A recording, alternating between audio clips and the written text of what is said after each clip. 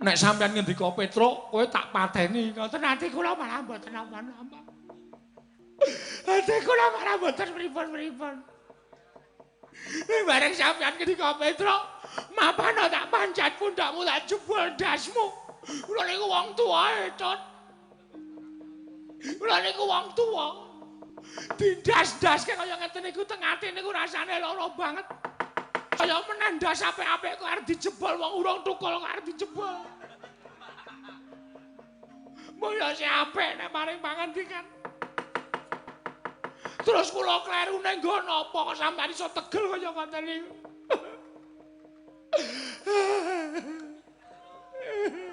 Ati kula lara, Den. Ati kula sakit. Sampeyan kula omong wit cilik nganti gedhe sementen iki kula tau njaluk bayan. Kula tau protes karo sampeyan, kula tau njaluk undakan dhuwit. Mboten tau. Kula mung nampa apa anane. Sampeyan kula tutke nyambut gawe adoh tanpa mangan barang ya kula mboten protes. Nanti direwangi kula kalih Bagong niku urunan. Niku kula ya ora protes. Nek sampeyan ketegelen banget lek ngunekke Petruk tak untir ndasmu. Ibarate kaya dene timun mungsuh duren. Kula niku timune sampeyan durene. Nggih mak untir. Meneng ora sasrewet. Ora modar tenan lho, Tru. Mang pateni kula mboten apa-apa. Mang pateni. Ning kula mati. Mati kula dipateni sampeyan nyawa kula tekan swarga. Mesti ketemu karo mbahmu Prabu Pandhu sing pun teng swarga. Tru, kowe kok wis mati? Nggih, sinuwun. Kena ngapa Petruk? Batene entek. Sinuwun Prabu Pandhu mesti takon sing mateni sapa? Sing mateni putu sampeyan. Anake Ndara Werkudara sing jeneng Gatotkaca. Putu sampeyan kula omong ora ngerti labete Petruk. Ming nuruti omongane wong sing durung karuan bener lan lupute. Mang pateni Den, ikhlas lahir batin kula Ndara.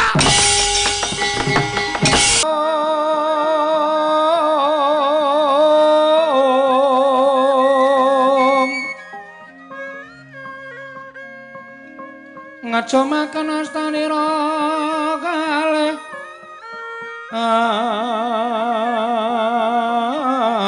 astanira kalih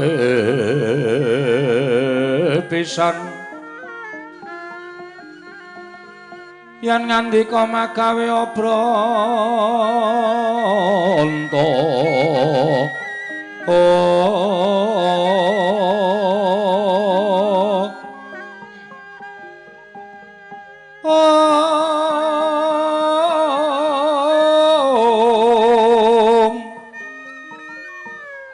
yen ngandika magawe obranta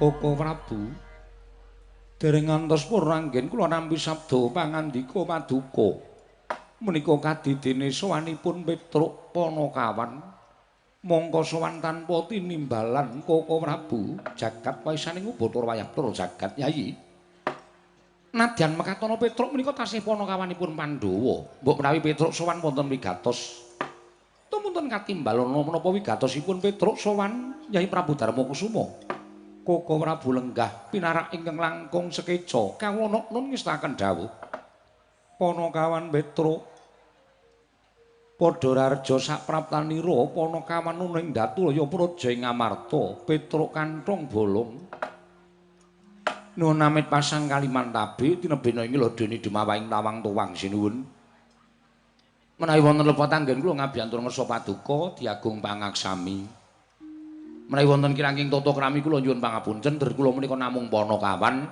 Kula namung kawula alit menawi menawi telepatipun diagung pangaksami. Ya Petruk ora dadi ngopo. Kepareng kula ngaturaken sembah pangabekti kula kunju. Ya Petruk ndak tampa pangestuku Tampanana Panakawan. Nun nggih sanget anggen kami dadosaken jimat. Panakawan Bagong Padararja sapraptamu. Panakawan nun amit pasang Kalimantabe. Tinebena ing ladune dumawahing tawang-tawang sinuwun linepatna ing tulamanu. Menawi wonten lepat diagung pangaksami kepareng kula ngaturaken sembah sumungkeming pangabekti kula kunjuk sandhap pada paduka sinuwun Prabu Puntadewa.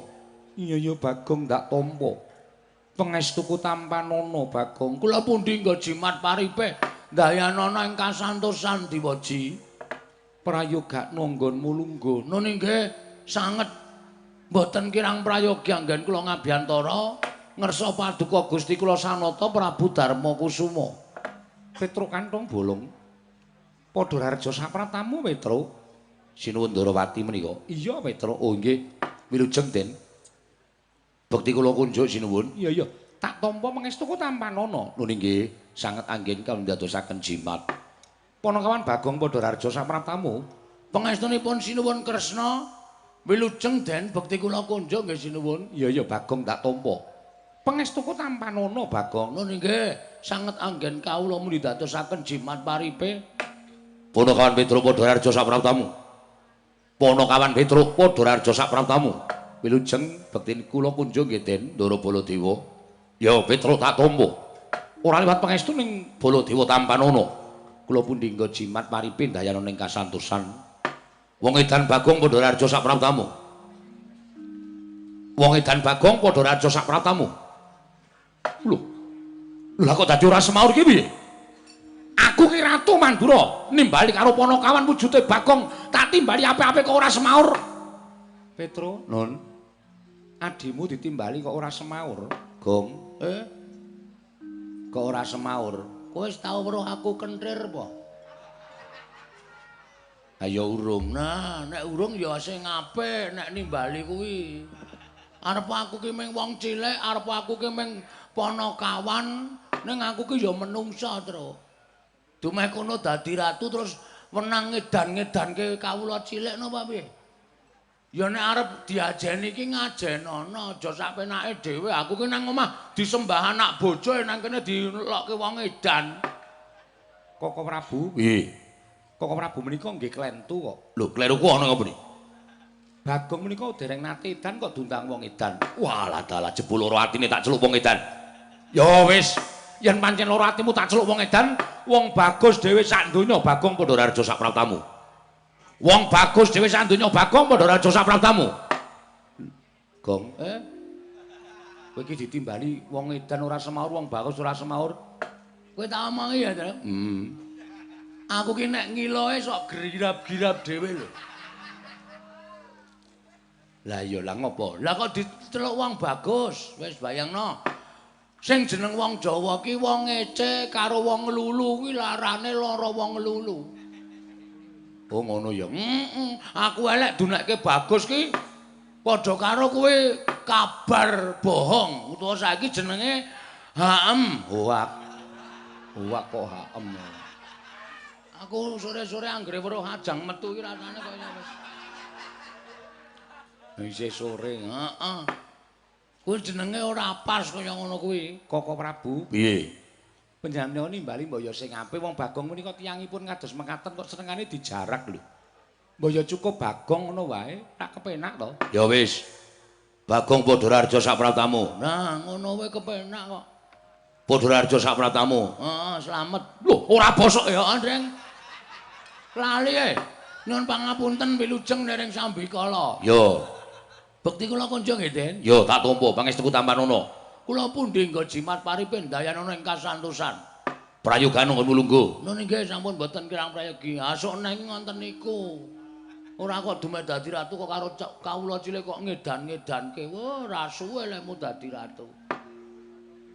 Bagong niku nek omong cen ngonten niku di ngapura nggih, Den. Yo, ora apa-apa aku wis ngerti watake Bagong. Petruk. Nun, slamet kamu. Pangestunipun Ndara Werkudara wilujeng bekti kula nggih, Den. Yo, Bagong. Nun.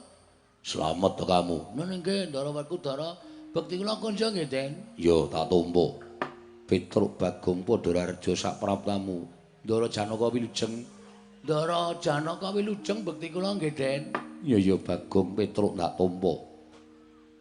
Ponokan Petruk kan Bagong padha rareja sak praptamu. Ndara kembar wilujeng bekti kula Ndara Naklasdewa. Ndara kembar wilujeng bekti kula konja Ndara Naklasdewa. Iya tak tampa. Prayogakna Petruk. Lha nggih. Prayogakna Bagong. Lha nggih, sampun boten kirang prayogi. Petruk kanthong bolong wonten dawuh. Ana wigati apa sowan mongko tanpa tinimbalan? Apa saka karepmu dhewe? Apa saka karepe bapakmu Semar? Apa pancen diutus dening wong tuamu? Lha nggih. Sampun kepareng matur sinuwun. Wis ndak keparengake Petruk matur sembah nuwun. Menawi wonten lepatatur kula Diageng Pangaksami kepareng ngaturaken tebah Siti Sekul binunteling ron klapa. Iya Petruk wis ndak tampa. Lho nggih. Menika ngaten nggih sinuwun.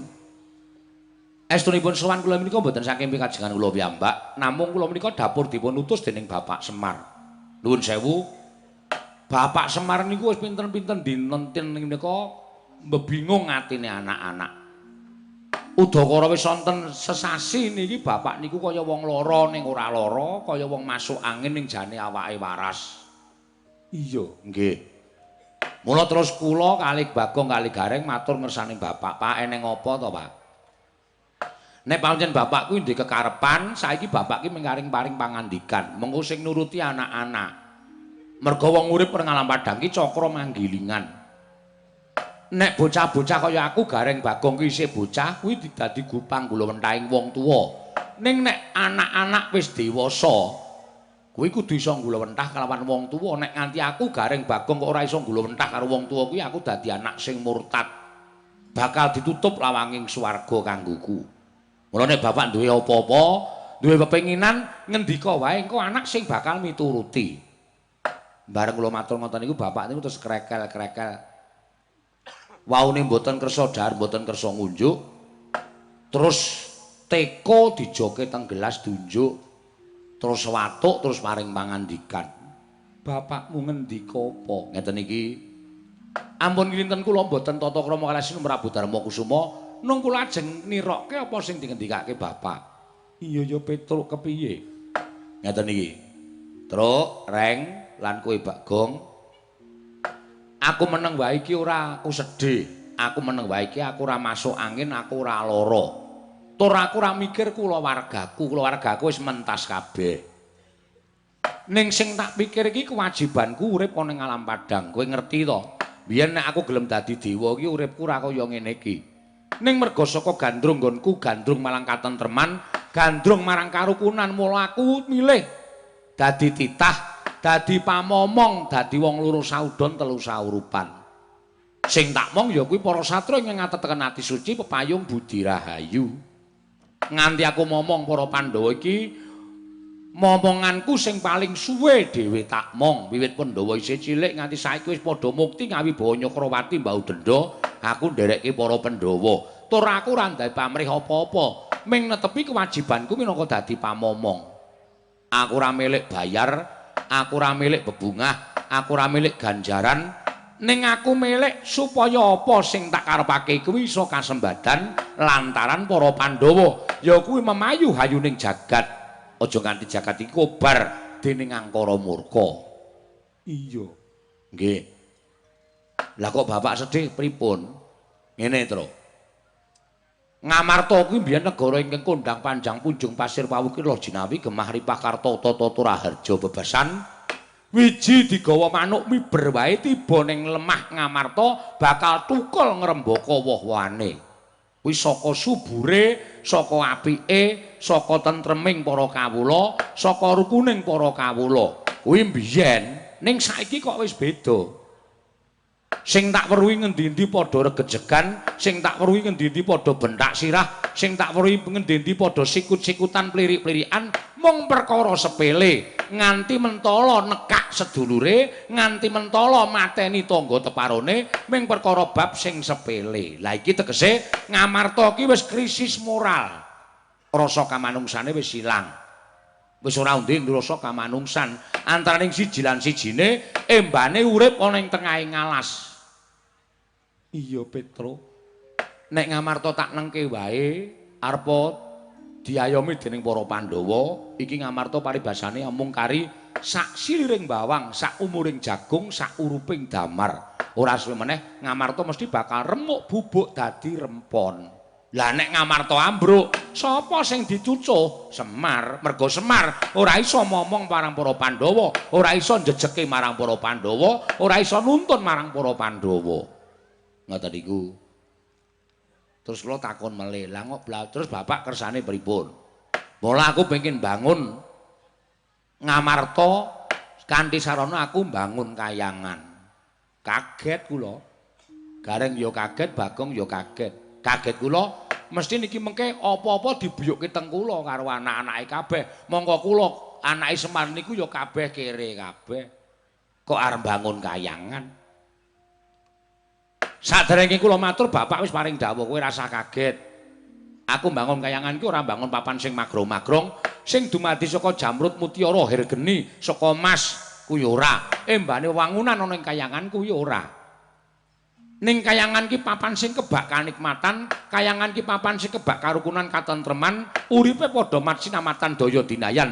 Tunggal cipta rasa karsa lan karyane. Ning kono ora ana plirik-plirikan, ning kono ora ana ecek-ecenan, ning kono ora ana cedha cinedha, ning kono ora ana regejegan, anane ming sayuk rukun tetunggalan manunggal urip bebarengan. Lah iki arep tak ciptake ning negara Ngamarta.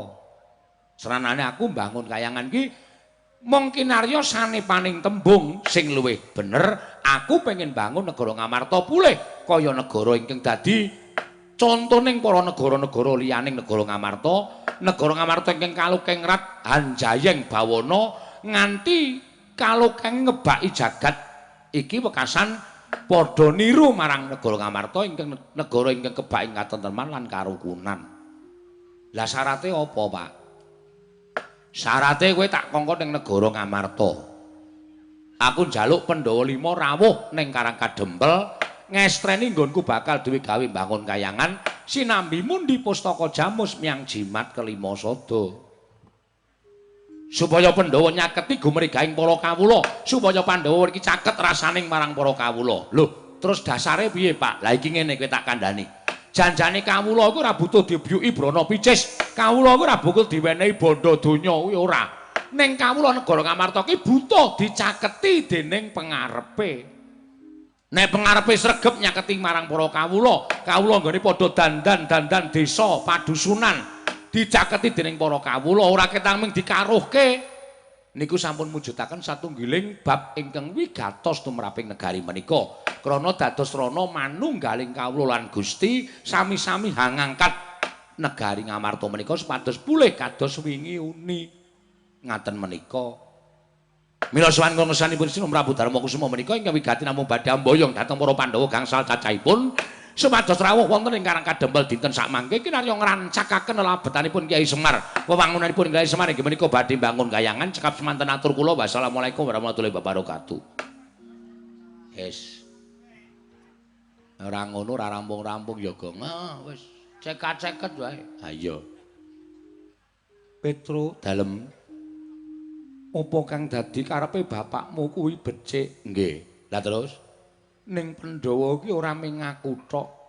Lah nggih, 5 cacahipun Werkudara, Janaka lan kembar klebu Pandhawa. Mula aku tak nanting karo Pandhawa liyane dhisik Petro. Monggo menika langkung prayogi. Werkudara, apa? Piye Dimas mungguh penemuning Siadi? Dina iki mangkat. Wah, yen perlu Semar ngetokke Prabiya, aja saka Semar. Petro, nun. Prabiya nggone bangun kayangan. Njupuka Njodipati. Entek ora apa-apa tak golek meneh. Alhamdulillah. Nyenengke Petro kantong bolong.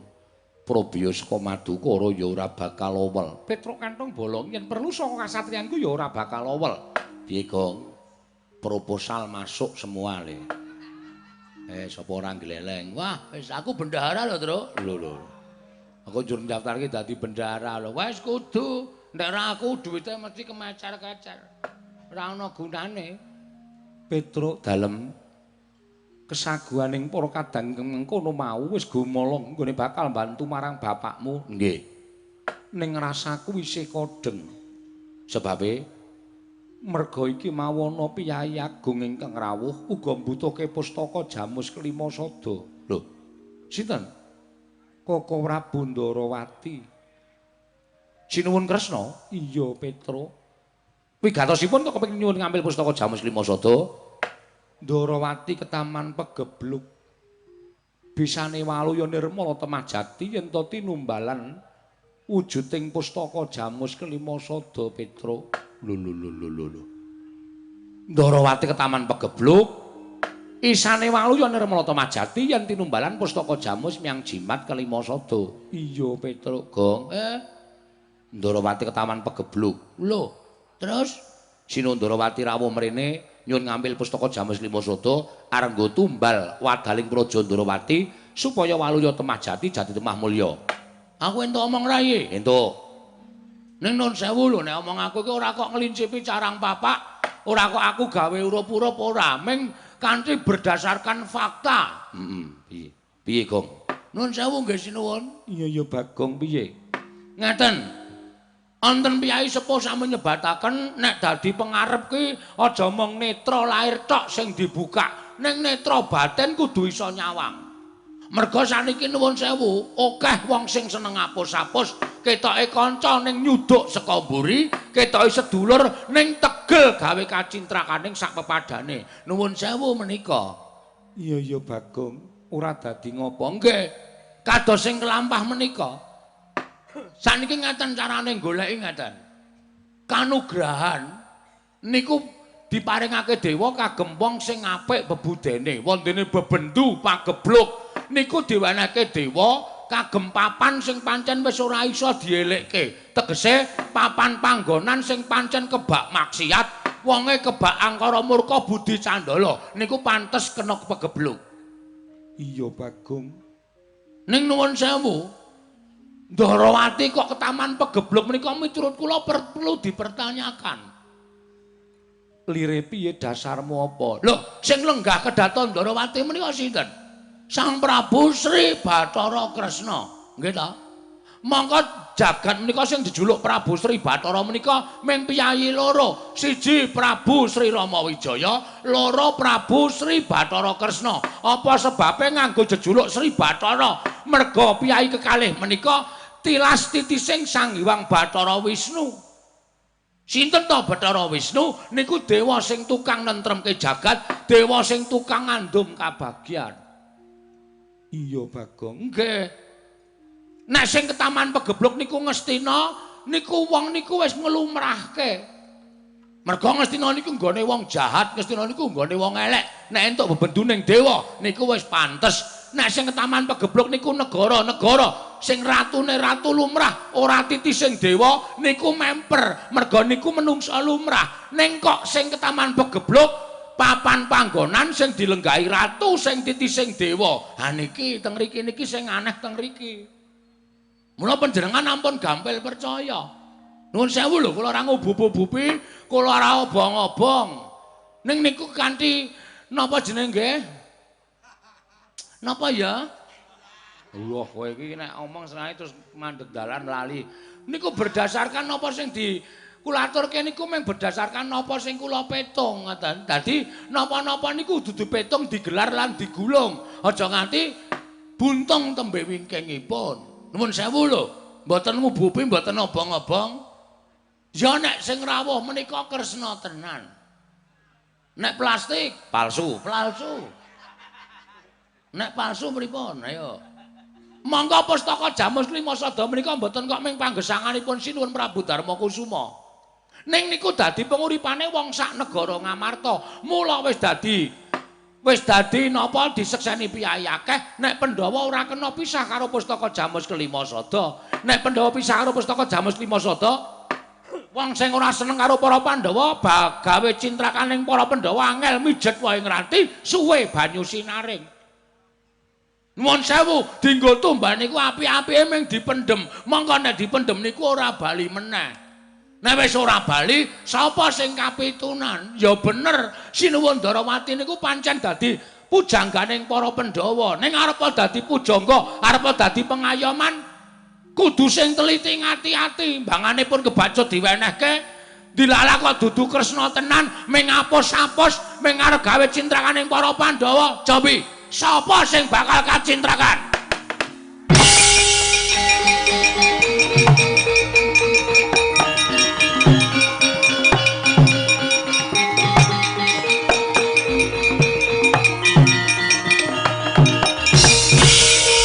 Maning jajalan sukertaning bawane iblis lanan. Hei Bagong. Bagong. Gong, timbali Ndara Baladewa iki lho. Ngapa to ana masalah apa to? Ha iki eneng masalah kowe mau muni apa kok dadi kowe tembak tak masalah. Kowe ngelek-elek Sinuwun Darawati sajae dulure tuwa ora trima. Lho, sing tak elek-elek Sinuwun Darawati kok ora Prabu Baladewa kok. Aku ora ana masalah karo dheke kok. Timbali maju. Ora arep maju aku nek mundur ya gelem. Timbali maju. Mo. Bagong. Ponokawan Bagong. Nun, maju rene. Petruk mundur. Nggih. Karepmu kowe. Serasakno. Ayo kena maju kono. Kowe ngapa Petruk aku kene wae lho. Maju kene. Iki wis tak uyuhi nggone. Moh wis ben. Ya wis ben. Kowe ora tak ora dimesing. Ora wis. Kowe nek engko ndak aku sing diseneni, kowe sing gawe masalah kok kene wis. Ngeyel kowe iki wis. Wonten Jawa. Ah ngono tanggung jawab. Jagung bakarane le. Tanggung perkarane. Kowe mau guneman piye? Kowe mau guneman piye? Gage balenono. Gage balenono aku tak krungu kowe mau guneman piye kowe prasaja karo Baladewa. Sing pundi akeh banget ta. Sing pundi sing ditakokke? Kowe mau nek Kyai Prabu Kyai Prabu Kresna sapa? Kowe mau nek Kyai Prabu Kresna kuwi panjalmaning mungsuh, ngono to kuwi? Ming upama. Mbok wong ki rasa gampang nesu. Nuwun sewu lho sampeyan niku Nalendra. Kula ora ana perkara karo sampeyan, sing kula urus niku Prabu Kresna. Prabu Kresna kok sing nesu Prabu Baladewa. Lho, ora melek mripatmu? Yen pancen mripatmu picak, kupingmu krungu, yen pancen kupingmu budhek mripatmu weruh. Wong sajagat iki ngerti yen Tanata Mandura Prabu Baladewa iki kadange Werdanata Ndarawati. Lah kok dadi kowe nyamah asmane Kyai Prabu Kresna? Lah kok dadi kowe nyamah asmane Kyai Prabu Ndarawati? Kowe ora ngilu karo githokmu. Kowe iki ming batur, ming gedibal. Kowe iki ming kawula, kowe wong cilik. Lah kok wani nyas marang Kyai Prabu Ndarawati? Anggepmu kowe iki apa? Pok kowe ora. Ngene omong iki diatur. Ora sok gleleng kaya ngono kuwi. Sik meneng atur tapuk cangkemmu lho. Bos iki aku ki mikir lagian malah cerewet to. Ayo Gage, karo wangsulan apa? Gage, wangsulan apa? Wangsulan wae Mas, kula nganggo dasar kok. Kula wani matur kaya ngoten niku merga wis kejadian banyak sekali di mana-mana. Ketoke dadi sedulur, ketoke dadi kanca ning janjane wis gawe ngrekasane kancane dhewe niku akeh banget. Tur nuwun sewu napa sing kula kandhake niki napa kleru napa? Sing kula omongke niki napa kleru napa pripun? Kula ora wis omong to, Ndarawati kok ketaman pegeblok, mongko sing dadi ratu niku titis dewa. Niku rak sesuatu yang mustahil. Mustahil. Ora ketemu nalar, ora ketemu ngakal. Ming kula benerke omongan kaya ngono kok sampean muring-muring. Ning kowe ora ngilu karo kahananmu. Kowe ora ngilu karo githokmu. Yen kowe iki ratu sak pepadaning ratu sakarepmu. Ning kowe iki batur, kowe iki wong cilik, kowe iki wong kere. Kowe gedibal 17, wong elek nyolok mripat. Lah kok dadi kowe wani nyes marang Kyai Prabu Kresna? Kowe ngilani jajane Baladewa padha karo. Kula ora ngilani sapa-sapa. Kula niku ora ngilani sapa-sapa. Nuwun sewu Mas, mbok nek nyuwara niku sing penak. Nyuwara niku sing apik. Sampeyan dadi ratu kok terus karo sapa-sapa nuding-nuding. Gedibal 17, wong elek nyolok mripat, mung kere, mung batur. Kowe iki mbiyen ora tak coblos ora dadi ratu tak kandhani. Sadar ora kowe? Aja ngeceng karo kawula cilik. Justru kawula cilik iki wajib to ayomi, ora konjur kaya ngono kuwi. Dumeng gedangkrang sila tumpang kendangan jengkul neng kursi sing nglungguhke kursi sampean ki wong kaya kula, wong kaya Petruk ngene iki. Paham? Wong arep sapenae dhewe lho. Kanan wis tentrem arep digawe kisruh, kanan wis tentrem arep digawe geger ki maksudmu piye? Aku meng ngomongke apa nalane kanthi dasar bener, ora ndek niat apa-apa bol. Lho. Bol piye? Lho, jenengmu sapa? Baladewa. Dundang bol kok ora gelem. Gong. Ndara Baladewa kok bol jijiki ora. Muni kowe. Adu omongane karo Bagong. Sing tahe cewek meneng wae kok sampean sapenake dhewe ora. Terus sampean ngono kula wong cilik gedibal 17 wong elok nyolok mripat. Nuwun sewu, sadurunge sampean dadi ratu niku sampean wong pundi? Wong endi kowe? Sampean niku nek durunge dadi ratu, nuwun sewu, sampean niku wong Widara Kandhang. Nggih to? Wong Widara Kandhang, panjenengan menika ya petani, panjenengan nika ya mikul garu luku, turut sawah. Ngono. Mula elinga marang kahanane ora sak penake dhewe. Kula ya ngerti sampean niku wong nesu, gampang wong kau wong dosa. Ning nuwun sewu, nesu ki kena, ning perkarane didelok ngoten lho. Tinimbangane sampean mengke kewirangan, kula ora ndek masalah karo sampean. Sing tau nek-nekke meneng wae kok nuwun sewu sampean kakangne kok usile malah jajan-jajan. Sak penake dhewe ora. Kula ora seneng carane ngono kuwi. Gong, ngopo? Ki ngono dadi geger aku ora melu-melu lho. Waduh tok ndasmu. Ya melu wis rombongan kok. Ha kowe omonganmu ngono aku wedi.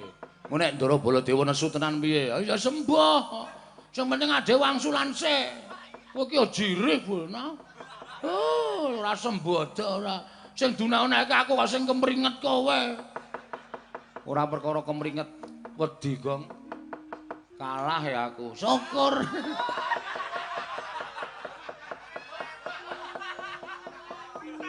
Rong bengi kamprung. Modar kowe, rasana aku. Wah. Perayaan aku pokoke perayaan. Wis penake dhewe. Terus ajeng napa sampean? Saiki ngene. Kowe bali wae. Kowe bali. Tinimbane iki ku dadi perkara kowe bali. Loh, bali pripun? Bali kandha karo bapakmu, Bali kandha karo Semar. Semar kor jugarake nggone mbangun kayangan. Aja duwe gawe mbangun kayangan. Semar kon ngilo karo gitoke. Semar kon ngilo karo kanane. Semar kon nyawang cengele. Semar kok mbangun kayangan ki Semar ki gablek apa? Semar ki duwe apa? Wong sekeng, wong ora duwe kok mbangun kayangan. Cecak nguntal cagak cebol gayo wulan wutung ngitung lintang tangi kelakon jepak burunge. Bola iki dadi masalah tenan iki. Sabar, Gong, sabar. Sabar apa sing dunekke Semare? Nek aku ora apa-apa, aku dunekke wong kere. Wong ya kere tenan. Ha iya. Aku dunekke wong gedibal 17 wong ya gedibal tenan. Lah aku ki nek dunekke nek nyata ora nesu to. Wah iya bener ngono. Ha iya. Ana barang saiki sing dunekke bapak wis pira? Bayangno. Bapak ki sesembahane awake dhewe lho to. Bapak ki saben Idul Fitri diparani disungkemi. Aku dadi nang kene dunekke Semar wong sekeng, wong gedibal, mong kere. Ora ngilo karo gitoke, ora ngilo karo cengele. Nun sawu ngeten kula rada nesu ngadeg. Iya. Penyakit ora. Lho. Menteleng mripate, menteleng wae gedhe kok mataku. Padake apa? Arep ngopo kowe? Saman ampun ngawur, Mas. Ampun ngawur. Saman ngunekke Semar wong sekeng gedibal 17 wong elek nyolok mripat mung kere. Dari sudut mana kamu memandang Semar? Dari sudut mana kamu memandang Semar? Semar tak tonton kanthi gelar lahir. Pancen bener Semar ki wong ora duwe. Semar ki kere. Ning Semar ing atase mung wujud kere tetep karo kewajibane, ora tau mangro karo kewajibane. Semar ki wong nrimo ora tau protes. Momong para Pandhawa sembian tekan saiki bayare ora tau mundhak, ora tau njaluk tundhaan. Semar niku wong napa? Wong nrimo apa anane? Ngoten. Aku sampean ngunekke karo Semar Gedibal 27 wong ala nyelok mripat saiki ditonton kanthi batin. Ngerti ora? Batin. Semar ditonton kanthi paningal batin. Ala-ala kae Semar ning jane kae Sang Hyang Ismarja. Ngawur. Hah? Ngawur. Sapa to? Ismaya kok Ismarja. Oh iya Ismarja kempis-kempis ya to. Heeh. Nek ora apal iki aja sok nyebutke, nyebut banter ora apal kleru. Anu Ismaya, Ismaya kuwi kakangne Bathara Guru. Dadi Semar ki asline nek duwe titel Bathara Dosen. Sandhure Bathara Guru kok. Ae kangane Bathara Guru. Kowe arep ratu, ha ta? Kowe arep ratu, arep kowe iki sewijining nalendra. Nek arep sugih mlegedhu, kowe iki nek piknik pol nang endi ya? Sing gayeng Tawangmangu. Tawangmangu. Pol nang Tawangmangu. Ning deloken iki wong kere ngene iki. Iki nek minggu nek piknik nang Kayangan, Bol. Aku tekan Kayangan kono iki didusi widodari. Hah? Ya lah, aku nek nyeluk Bathara Guru ki Om Kirun.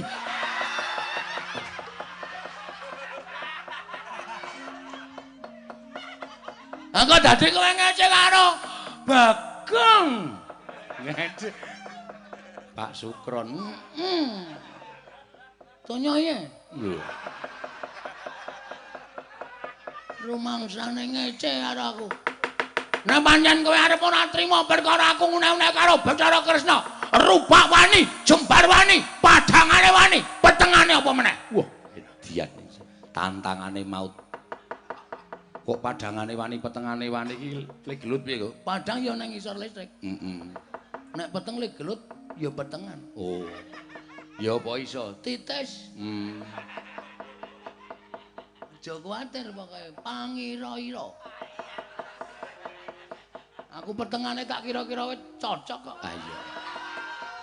Kene iki mesti.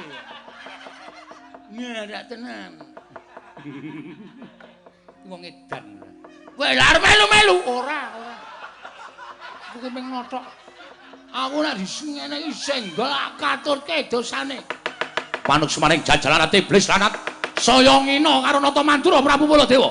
Saya ngece karo Nata Mandura Prabu Baladewa. Ayo, nek pancen wani, tak gawe sayembara perang. Sapa sing cilik gedene iso ngungkir kadidane Baladewa, menang boyong pustaka Jamus nyang Jimat Limasada. Piye to iki, Matro? Ora dong. Kecepeten e. Ate tegal jam belajar lati jam lewat itu. Sira tegal kalau sira bocor. Mek ngono kuwi krunguku. Digawe sayembara perang. Sayembara perang? Heeh. Sapa sing cilik gedene iso ngungkuli Prabu Baladewa menang boyong pustaka Jamus Limasada. Lho, gawe sayembara kowe. Dasar para nyata. Tro. Gentane sik tak nguyuh. Padune. Nek ana sarek gelut dikon kakangne. Ajire cangkeme tok sing ngombo. Ora wani apa-apa. Kersane pripun? Tak gawe sayembara. Sapa sing cilik gedhe ning sangku kadhedaning Baladewa menang boyong pustaka Jamus menang Jimat Limasada. Kula mboten marahi lho, Den. Kula mung mbelani adi kula Bagong. Ewadene sampeyan pun paring pangandikan kaya ngono. Wah, mbangane bali kula disin-sin wong sak desa. Teng pundi papane moneter kadhedan. Wah, ora minggat glandang negara ganing ati ora.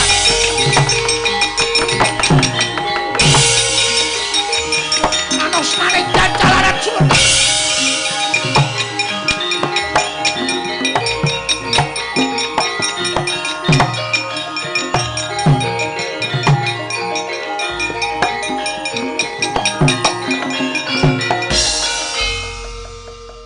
Bagong sing wani nyuwara seru lah kok malah tenguk-tenguk nang kene.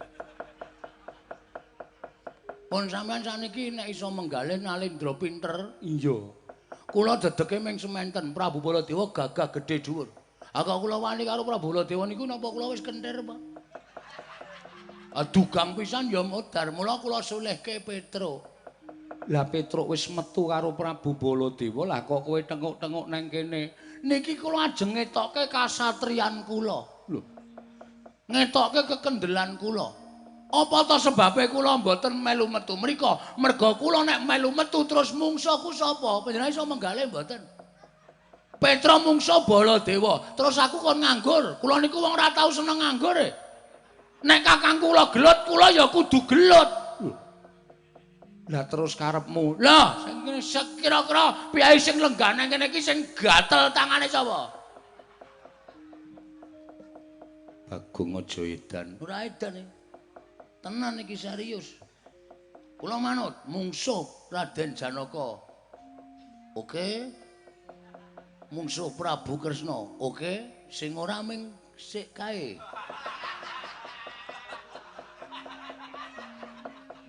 Lah kok ora kae piye? Modar. Lagi arep didak nyet ngono pertuk modar. Lah terus karepmu piye? Sane ngaten mawon, Pandhawa mboten tumut-tumut. Kakang mungsuh kakang, adi mungsuh adi. Tegese piye? Baladewa mungsuh Petruk, Kresna mungsuh Bagong. Niku adil. Yen ngono kowe bakal nantang Koko Prabu Ndarawati. Nek pancen wonge wani, oke. Ning Prabu Kresna ki selawase urip ora tau perang. Nuwun sewu ming gaweane ming. Ning wangsa mana mangan dilwe. Wani karo aku. Sing tau wedene apamu? Werkudara tendangan wong iki. Ha. Wanine ming ngundang Werkudara. Saya nek esuk-esuk nika, wah glalenge Raja Majapahit. Werkudara Kurawa dampyak-dampyak singkirna Werkudara arja madangi jagat. Ha ta, mbuh. Ya ora nesu. Dinganake kok nesu ora. Ora. Kowe sing arep nantang karo aku sirmu piye aku manut. Suwe-suwe kok ming dinengke kok nglarake ati. Serius? Loh. Iki tenan. Oke. Padake rawani. Iki wis dadi kepastian. Petra mungsuh Baladewa, aku mungsuh sampean. Ora minggat saka arep aku tibani senjata cakra mati kowe. Lah iki eleke nang kene iki. Kowe wis tau ngerti Bagong duwe pusaka apa? Bagong ki nek gelut tangan kosong, entuk glugu geboke glugu. Entuk watu keprokke watu. Ana nganggo senjata cakrane tenan ora imbang. Ora entuk ketokke pusaka. Ya wis, ora entuk-entuke pusaka ora apa-apa. Ayo gelut karo aku nganti mati. Kowe mesti mati saka tanganing Bagong. Sing kandha sapa? Aku wonge ora iso mati. Lho, sebabe nggawa power bank. Ora. Ora urek kowe, aku ora nggawa power bank kok kowe nggawa power bank. Aku cunduk Sekar Wijaya Mulya. Lho. Sekar Wijaya Mulya. Heeh. Kowe panguripane wong tekaning pati sing durung winanci dadi aku nek tok pateni mongko durung wancine aku urip meneh. Oh iya. Iya. Terus Kowe tak pateni, mesti tak uripke. lho. Wong mungsuh kok duripke? Berarti aku ora duripke. Ora. Bangku jenenge ra adil. Masa kowe urip kok aku mati. Kudune nek kowe urip aku urip. Perang. Nek sing siji mati kok sing siji urip perang. Sing mati enggak bergerak. Meng begegek meneng wae. Mah aku rampung omongan kaya ngene. Wegah aku nek tok pancing-pancing omongan kaya ngene aku wegah. Mah aku mboten kok sinuwun kula meng gojek mbangane ora ana. Guneman lone kali ndara niku tresna lahir batin. Iya. Arep sinuwun Baladewa niku gelut kalih Petruk nek kula karo sampeyan kula tetep ngajeni lahir dumugi ning batin. Iya. Nggih? Iya. Ora sida Bagong. Mboten. Arep nendi? Ajeng teng Jawi. Kula ajeng metu njaba. Oh. Ngono. Nggih. Pun nggih. Iya sing ati-ati aja kaya bocah cilik. Petruk elekno aja wani karo Koko Prabu Mandura. Nun nggih ngestakaken dawuh. Ndara Janaka kula nyuwun pamit. Iya Bagong sing ati-ati Petruk elekno ya Bagong. Nggih. Ndara Werkudara kula nyuwun pamit. Bagong sing ati-ati Petruk elekno. Nggih. Ndara Kresna kula nyuwun pamit. Ya Bagong sing ati-ati Petruk elekno. Nggih, matur sembah nuwun sampun ngemutaken dhateng abdipun Bagong. Noyah-nayah Baskara Titi Mangsa. Weh. Anu maksud kula ngeten iki. Gandeng pun paripurna napa sing kula aturke kepareng kula nyuwun pamit madal paselan. Iya sing ati-ati aja kaya bocah cilik. Ngono nggih. Petruk niku pancen kaya ngoten nika. Nika niku gampang munggah getihe. Ngerti teng dalan ana wong mlirik wae diunekke ngawah mecicil ngoten niku lho. Dadi niku sirahe niku panasan wong niku. Iya Nek mboten kula elekke ndak malah mirang-mirangke ngatasé abdi kok wani karo bendara nggih to? Iya Bagong. Nggih, ngoten mawon nggih sinuwun. Iya. Pareng sinuwun. Sing ati-ati aja kaya bocah cilik. Sinuwun Kresna kula nyuwun pamit. Iya sing ati-ati. Ndara Werkudara kula nyuwun pamit. Iya sing ati-ati. Ndara Janaka kula nyuwun. Iya sing ati-ati. Ndara Nekula kula nyuwun. Iya sing ati-ati. Aku bali sik ya Yem. Nggih. Ora sampung pasewakan ketemu meneh ya. Nggih, ngestaken. Tak anteni ning gubuk asmara. Ya, aja nganti lali janjine ya ta. Hah? Oke. Engko tetengok ning gubuk asmara karo ngrungokke podang kuning. Nggih, ngestaken dawuh. Ya. Menawi kena iku terus diganti mlebu nang gendeng cucur bawuk ya. Terus patalon ayak-ayak. Nggih. Ngono ya. Nggih. Pareng sinuwun. Iya. Pun nggih, Den. Iya sing ati-ati. Petruk niku ngayal tenan soalé nek ora aku eleke sapa sing arep eleke Petruk. Awinganane nika padura bojone memean ditugeli. Sapa? Petruk. Apa ora edan? Bareng arep memeni bingung, awak mesu kok memena. Pemean ditugeli to. Ora memper to. Iya. Pun ngoten mawon nggih. Iya. Nyuwun pamit. Iya sing ati-ati.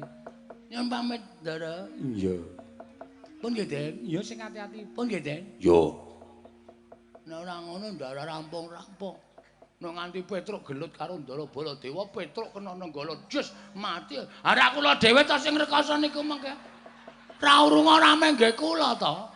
Iya. Bayangno nek kena Kyai Nenggala Petruk cilik lara gedhe tekaning pati sing repot kula. Iya. Dadak ngundake mobil BKKBN. Wis werna-werna wae omongane. Pun ngaten mawon Den pamit nggih. Iya sing Pun nggih. Iya sing ati-ati. Pun nggih Den. Iya sing ati-ati. Mangkelake. Oh iya Dek, 2 minggu sadurunge. Ora-ora jane kowe iki arep ngopo? Aku kok ora tanggap to ya. Mbok yo gek dulungi 20 apa. Oh, blas ora ana kok. Apa perhatian sithik wae lho. Njaluk dhuwit. Ha mestine Nalindra Sinewaka ora nyekel dhuwit Bagong. nggih mpun, Ndara Janaka. Sesuk nek aku tekan Karang Kadempel tak paringi.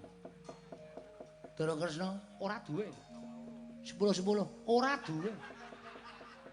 Lah sing mau Ora duwe.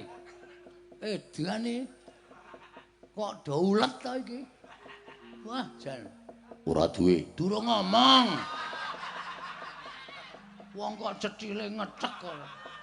Lagi dicedhaki muni ora duwe. Ya nek njaluk dhuwit nek ora, nek arep sungkem. Sungkem apa? Kowe kok sungkem. Nggih pun ngoten mawon nggih sinuwun. Iya sing ati-ati. Kirapate Handakawana to iki? Inggih. Kowe le sebo kok nang kene. Datulaya sampun kebak. Kowe nggodhe 300 lho. Gadah. Nek tak jili. Tak sili aja tak gawane. Lah mangke anggenipun mangsulaken Njaluk Kresna. oh inggih. Ben ngono wae ya kuwi. Lah aku pate kok nganggo akeh kaya ngene iki. Delahe. Monggo. Jenangan. Niku watu. Jenangan wae. Lho, sesak ki lho tak nggo. Sesak kok digawa lunga. Tak dol. Oh. Ya kawisanggeni maya wisanggeni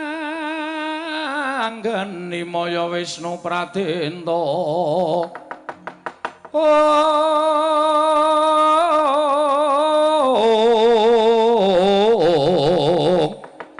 Bisanggeni Maya Wisnu Pratenta.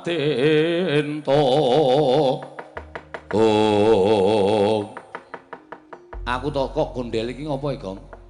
Kowe arep nang ndi, Tru? Arep mulih. Lho, mulai piye?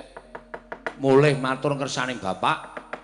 Nek aku le diutus mboyong para Pandhawa ora kelakon gagar wigar tenantuk karya. Terus aku arep matur karo Bapak nek aku ora iso mboyong Pandhawa sinambi mundi pustaka Jamus Klimasada. Terus nek arep Glutra Prabu Baladewa sok kapan? Nek aku Glutra Baladewa ki modar Gong tak omongi. Aku ki ndek pikirane Sinuwun Mandura ki nalindra digdaya sekti kalintang jayaning perang. Tur duwe pusaka, pusakane pirang-pirang. Terus aku mengko awaran kaya ngene iki. Nek musuh Prabu Baladewa ki padha karo sulung mlebu geni, iwak kecemplung ing wuwu, tangeh uripe mesti tekaning pati. Terus ayo mulih wae le. Golek slamet mulih matur karo Bapak. Terus rumangsamu nek kowe golek slamet mulih matur karo Bapak ki rampung perkarane, heeh. Ngono. Mestine rampung. Merga Pandhawa ora kelakon diboyong ning negara utawa ning Karang Kadempel, Bapak cabar nggone bangun kayangan. Wis rasa dadak werna-werna, engko aku tak matur Bapak ora usah aneh-aneh bangun kayangan. Terus, Bapak le ndek niat bangun kayangan iki nganti direwangi meneng wae kaya wong lara lho. Kuwi berarti Bapak ki le mikir ki tenanan ning ati ora mung sembrono. Kowe diutus karo Bapak mboyong Pandhawa ki ya lahir batin Bapak percaya karo kowe. Nek nganti kowe mulih omong karo Bapak, Pak, aku ora iso mboyong Pandhawa. Wis mangsa baranga Bapak. Kowe ngerti to watake Bapak? Bapak ki nesu ya guyu, seneng ya guyu. Ora tau diketokke praupan sing sedih ki ora tau. Ning kowe matur ngono kuwi atine Bapak ki kelara-lara. Ning kowe ora iso maca atine Bapak. Bapak kelara-lara atine, esane ming mesem. Tumrap kowe Bapak ora kelara-lara ning jane Bapak ki wis nenutuh karo awake dhewe, kongkonan anak ora iso ngrampungi karya. Kuwi ning atine Bapak. Oh ya ngono ya, Gong. Ha iya. Ngayal ora. Ha terus Kudu nggawa Pandhawa ning Karang Kadempel. Mungsuhe Prabu Baladewa. Terus masalah buat lo. Mungsuhe Prabu Baladewa terus ngopo? Aku mesti modar. Wong ki sing dinteni apa aku tak takon? Hah? Wong kene ning alam donya ki sing do dinteni apa? Sing dinteni ki mung do antri modar, Tru. Anut carane dhewe-dhewe dipesthekke dening Gusti, umure tekan pira, kuwi kabeh do antri dhewe-dhewe. Wong karo mati kok wedi. Wong ki nek wedi karo mati mbiyen rasa urip. Oh, apa ya? Kowe tak pikiran. Terus saiki ki mungsuh Baladewa. Rumangsamu kowe maju terus kowe mati. Apa pati uripmu ki gumantung Baladewa apa? Heeh. Wah, critani jaman nabi-nabi mbiyen ya, Truk. Waduh. Iki ra sembrono lho, Gong. Iki tenanan. Iya, iya. Kowe ngerti Nabi Musa kae? Kae isone ampuh digdaya. Heeh. Tekene kae mergo entuk firmaning Gusti Allah. Musa teken kuwi tutukno ning laut. Laut Merah bakal membelah. Oh iya.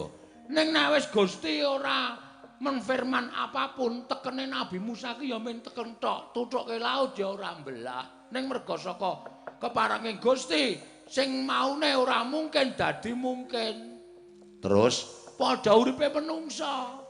Kowe mungsa Baladewa ki nek Gusti ngeparengake Petruk ora mati, mbok dicocoki nenggala nganti babak bunyak kowe ora modar.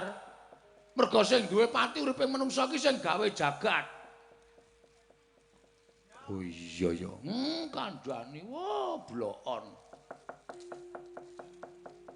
Nek ngono, aku tak wani karo Prabu Baladewa. Ah karepku ki ngono. Ning aku le mlayu ki mau jane ora perkara Baladewa, Gong. Perkara apa? Perkara Sinuwun Mandura sajahe kok licik. Licike piye? Ngundang anak-anak Jodipati. Sapa wae? Antarja, Gatotkaca, Antasena. Daran-darane awake dhewe. Mesti kuntul dikandhake dandang, dikandhake kuntul. Aku sing janjane ora luput digawe luput supaya putra Pandhawa do ngrangket karo Petruk. Terus masalahe nek mungsuh Baladewa aku wani, nek mungsuh anak-anak Pandhawa apa ya memper aku kuwi wong gerangan lho, Gong. Aku iki wong tuwa, nek musuh bocah-bocah disurak karo wong kono-kono. Tergantung. Nek bocahe ngayal tuthuk ndase. Nek bocah iki mbangun miturut, wong tuwa kudu ngajeni karo bocah. Nek bocah iki pancen wis wani karo wong tuwa, nggo ngopo bocah kok dieman. Ngono ya. Aku nek do ngene iki mlethek to. Oh. Mergo wareg. Wah iya. Anggere aku rada ngeles sithik iki goblokku ora jamak-jamak. Ya ora apa-apa. Kuwi malah wigati, malah penting. Ning aku kok ora tegel. Wani karo Ndara Garwaca, Ndara Antarja, Ndara Sena. Ngene wae. Andom gawe. Ya. Engko nek pancen anak-anak Pandhawa kae do tekan kene. Heeh. Takonono arep do ngopo? Nek pancen arep gendak sikara karo kowe, arep nyilakani karo kowe, kowe rasah melu-melu tro. Kowe nek pancen ora tegel, wong ora tegel ki ora bakal tekan tegele. Kowe ngomong ana aku rampungane kabeh. Lho. Iki ora mung waton jeblak lho cangkeme kok. Iki masalah lho, masalah yakin. Wani apa kowe? Sing tak wedani apane? Engko nek tak rembug ora kena, malah do nyekel aku tak tengok nang mburimu ngono. Ya. Kari jawel aku dugangane kabeh kok, Tru. Asli ya, asli. Hah? Nek asli aku seneng le. Tegese iki nyambut gawe iki wong loro. Heeh, ning ora minggat lho. Ora, mbok titenono aku dilirik terus wis. Nang kono terus aku. Tak siap siaga. Ya. Nek dijak rembugan ora kena, jawel aku. Ya. Asli ya. Heeh. Lho.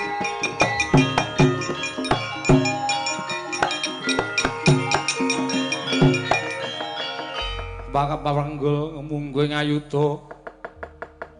Kebabak bawatnya bentar bawatnya bentar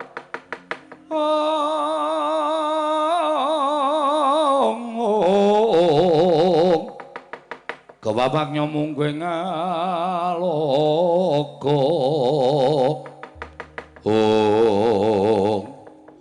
Gong ngati-hati toto-toto siap takoni tre kira-kira ora kena kandhani jawel aku dupane. ya. Saiki wong sik sabar. Rasa kesusu. Nuwun sewu Ndara Antasena. Ya, aku tekan kene, Tru. Nggih. Kok pasuryanipun benten kalian biasanipun nyawang Petruk sajahe kok kaya mboten rena penggalih, Den. Tru aku tekan kene aku tak takon karo kowe jujur karo aku ya. Nggih, mboten ajeng kula wantun goroh wong kula ning Ponokawan. Kowe wani karo Mandura ya? Kula? Ya. Pripun? Wani karo Mandura? Oh lha nggih. Teng Kedhaton Negara Ngamarta. Yen ngono bener ngendikane Mandura. Yen Petruk wani karo Nalendra Mandura. Petruk, kowe iki ming batur, kowe iki ming Ponokawan, kowe ming gedibal. Mesine kudu ngerti tata krama, ngerti unggah-ungguh. Siwa Mandura ki sembaning para Pandhawa, sembaning putra Pandhawa. Lah kok dadi kowe wani karo pepundhenku Siwa Mandura. Yen ngono dina iki mapano tak bondo tanganmu tak krincung sikilmu. Tak lebokke pakunjaran gedhe-gedhene kowe bakal nampa pidana saka negara Ngamarta.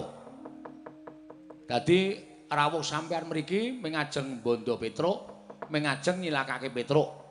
Ora jeneng tak cilakake, ning kudu anut pernatan hukum. Nek kula salah monggo, ning nuwun sewu kula ora salah. Kowe wani karo Siwa Mandura tegese kowe salah. Mergane kula salah kula ana perkara karo Siwa Mandura lan kula mbelani awak kula dhewe. Rasaku ki gunung tanpa gunung. Manut apa ora? Nek kula manut, penak awakmu. Nek kula mboten manut, lara apa sing tok jaluk Antasena mentala jotosi karo kowe. Gong. Ayo Le. Sik weteng kula ora Tru. Lara piye? Mbok iki mah senut-senut ngono. Waduh, ati was tak jawil dengkulmu mlocot kuwi. Mosok wong lara wetenge kon gelut jelas kalah. Lah terus jak omongan sing nek mari tak sikate terus. Oh iya, heeh. Pokoke diulur wektune. Ya. Lah piye to kok iso lara? Wis ta, cerewet sing srenute. Ya. Nuwun sewu, Den. Nek kula salah dasar kula pancen bener-bener salah mang cekel. Ning nek kula niku duwe pawadan, kula duwe dasar, duwe alasan mang midhangetake sik alasane Petruk. Wong niku nek arep ngrampungi perkara aja mung entuk pelaporan ing sepihak. Ning sing duwe masalah ditakoni kabeh. Lara-larai piye? Pihak pertama, pihak kedua. Sampeyan teng tengah-tengah. Mengke mang saring, mang timbang sing bener ndi, sing salah sing endi. Niku lagi kecekel bener lan salahe. Niku jenenge adil. Ning nek sampeyan ming terus nggugu ngendikane Sunan Mandura, Petruk ora entuk bela awake Petruk, niku sampeyan ora adil.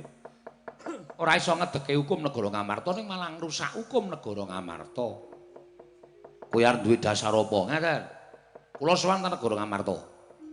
Niat kula diutus Bapak Semar kon nggawa para Pandhawa mboyong rawuh teng arah Kadempel. Wigatine dadi syarat Bapak Semar nggone bangun kayangan. Bapak Semar niku kepengin bangun kayangan uriping para kawula sak negara Ngamarta embane wonten kayangan kebak karukunan lan kebak katentreman. Syarate kula kudu mboyong Pandhawa 5 cacahe. Jebul sowan kula menika sampun nyarengi rawuhipun Sinuwun Ndarawati kaliyan Sinuwun Mandura.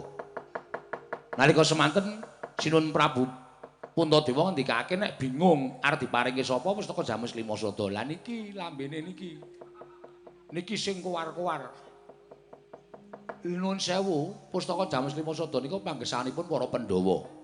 Nek Pandhawa kelangan Pustaka Jamus Lima Sada, wong sing ora seneng karo Pandhawa gawe cintrakaning Pandhawa angel mijet wae ngranti suwe banyu sinaring. Sinuwun Mandura ora trima. Petruk kantong bolong menungsa ratatanan Bagong kere gedibal 17. Lambene treweteh kaya betes apa napa pategalan. Ndruwili kaya grojokan. Wis kaya ngoten nika Sinuwun Mandura nek duka rak ngoten nika. Ya. Kula dunekke kere ora apa-apa, dunekke wong gedibal ora apa-apa, wong kula ya kere tenan. Ya. Lah bareng nyandak bapak. Bagong. Bali kandha karo bapakmu. Bapakmu wong sekeng, wong ora duwe, bapakmu wong melarat. Kok arep bangun kayangan iki kon ngilo karo raine, kon ngilo karo cengele kae. Nuwun sewu. Nek upama sampeyan niku anake Ndara Werkudara terus kula lokke, Antasena. Omong karo bapakmu. Wong delogak-delogok. Ra iso ndodok, ra iso ngopo-ngopo. Wah weh turut dalan. Wong sing muni tak jotosi, padha karo aku, Mas.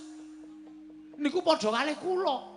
Nek kula sing dunekke ora apa-apa, ning nek bapak sing dunekke niku nusuk ati kula. Ngoten. Bapak kudu tak belani. Lah kula kalih Bagong niku belani karo bapak. Mergo Sinuwun Mandura wis nguneke kaya ngoten niku, wis ora wajib diajeni, wis ora nganggo unggah-ungguh. Mula kula wani karo Sinuwun Prabu Mandura niku ora kok wani karo Nata Mandura, ning wani karo pambegane sing ora becik kaya ngoten niku. Pun, ngoten niku alasan kula.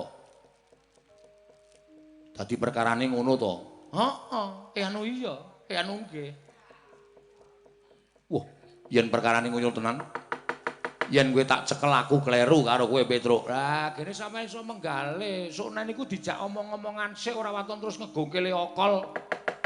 Terus ngegongkele digdaya sapa-sapa arep dicekel, sapa-sapa arep dirangket. Lah, mboten sae kedadosanipun. Pripun? Sios nyekel kula napa mboten? Ora. Malah kowe tak anggap bener perkara iki Petruk. Wis penake wetenge, Truk. Mari, wes, aku ora krungu matus ngono. Iso ilang angine jan. Oh ya syukur. Ah, piye gajul ya? Ora wis. Iki wis siap aku rasa wis. Wis aman kok. Oh ya syukur. Lah terus ning yen aku wis ngerti kahanane iki, aku ora sida nyekel kowe, ning kowe durung tentrem. Lho kok durung tentrem? Sing bakal tekan kene Kakang Garukaca Kakang Antarja. Nek aku iso tok jar rembugan. Ning nek piyai loro kae angel dijak rembugan, Truk. Waduh. Ndasku kok migren ya. Piye ndase dipecah apa piye? Ya ora ngono. Aku iki nek muni ana masalah terus sirahe mumet wetenge lara, nek ayem ya sehat. Heeh, aku ki karang embuh. Kita ki ragaku ki ora trima nek aku iki ndek masalah ngono lho, Truk. Wis pokoke iki diampet wong loro. Loro dilakoni, penak dilakoni, cilaka dilakoni. Siap. Lah terus kula kudu pripun? Ning ora usah wedi. Aku ngewangi karo kowe. Nek pancen ora kena tok kandhani, ora kena tok elekke, tok kandhani sak tenane perkarane piye, dheweke isih bakal nyekel karo kowe, kowe kandha karo aku. Kakang Garukaca aku sing nandingi. Monggo aku sing ngelikke nek pancen Kakang Garukaca ora kena tak elikke wis ben. Antaraning anak Perkudara padha bentak sirah, padha gejegan ora apa-apa. Sing baku aku mbelani karo bebener Petruk. Nah, ngono kuwi karep aku. Wah, guyu hahaha. Wis iso gleleng saiki, Truk. Ha terus lajenge wangi engko nek Kakang Garukaca tekan kene nek dheweke nantang karo kowe utawa arep nyekel karo kowe wani nono. Nek mriko ana sutenan kula diajar tenan tak tambani nek kowe lara. Kangge napa? Banyu sungut kowe iki. Nek diperes iso metu banyune iso nggo tamba. Oh, nek mati tak uripke. Iki yo kok nguripke wong tekaning pati. Oh, nggih. Pun ngoten mawon nggih, Den. Yo wis karya slamet yo Truk nggih. Lah aden tak pundi? Aku tak ambles bumi. Sik. Lah mengko nek kula lara kejet-kejet arep modar nika sing nambani sapa? Nek sampean ten jero bumi lek nyeluk piye? Bagong kon gedruk lemah ping 3. Engko aku jedul. Oh nggih. Wis ngono ya, Truk. Nggih.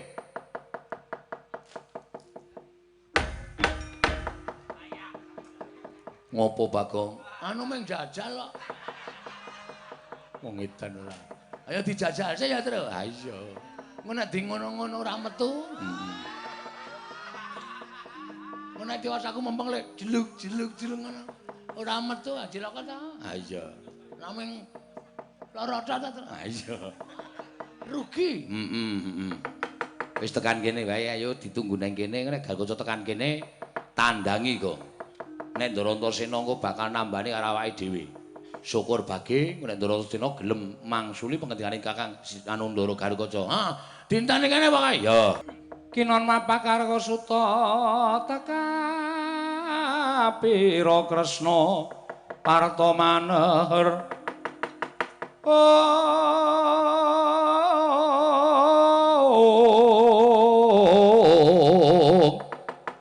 Parta maneher saktine ra ing ujaran wang-wang semunggar cita.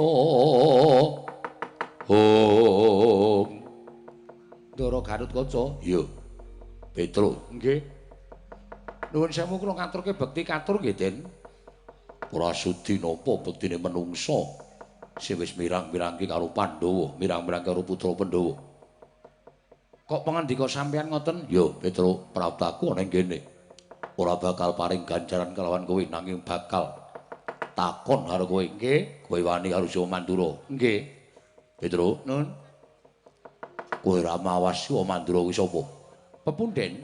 Mesine kuwi aja nganti wani karo Siwa Mandura. Lah kok dadi kowe wani karo Siwa Mandura, Petruk? Kelakuanmu ingkang mengkono mau sayekti kowe ngorek-orek marang pasuryaning para Pandhawa. Kowe jering sastra wirang marang putra Pandhawa. Gatotkaca isin duwe abdi kaya kowe manut tak rangket ora manut aja kelakon dosa. Aku mentala karo kowe tinimbang aku duwe batur sing tansah mirang-mirangke karo Bendara. Mapano Petruk tak pancat pundakmu tak untir gulumu tak gembol ndasmu Petruk.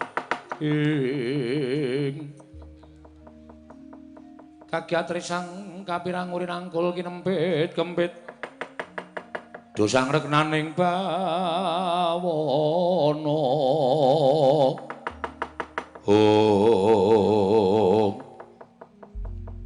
nuwun sewu Den mak tratap ati kula barang sampeyan paring pangandikan Petruk kowe nek manut tak bondo tak krinco sikilmu nek ora manut mapano tak pancat pundakmu tak untir gulumu tak gembol ndasmu. Nek sampeyan ngendika Petruk, kowe tak pateni. Ngoten ati kula malah mboten napa-napa. Ati kula malah mboten pripun-pripun. Nek bareng sampeyan ngendika Petruk, mapana tak pancat pundakmu tak jebol ndasmu. Kula niku wong tuwa, Tut. Kula niku wong tuwa. Dindas-das kaya ngeten niku teng ati niku rasane lara banget. Saya menendas apik-apik kok arep dijebol wong urung tukul kok arep dijebol. Mulya sing apik nek maring pangandikan. Terus kula klerune nggo napa kok sampeyan iso tegel kaya ngoten niku.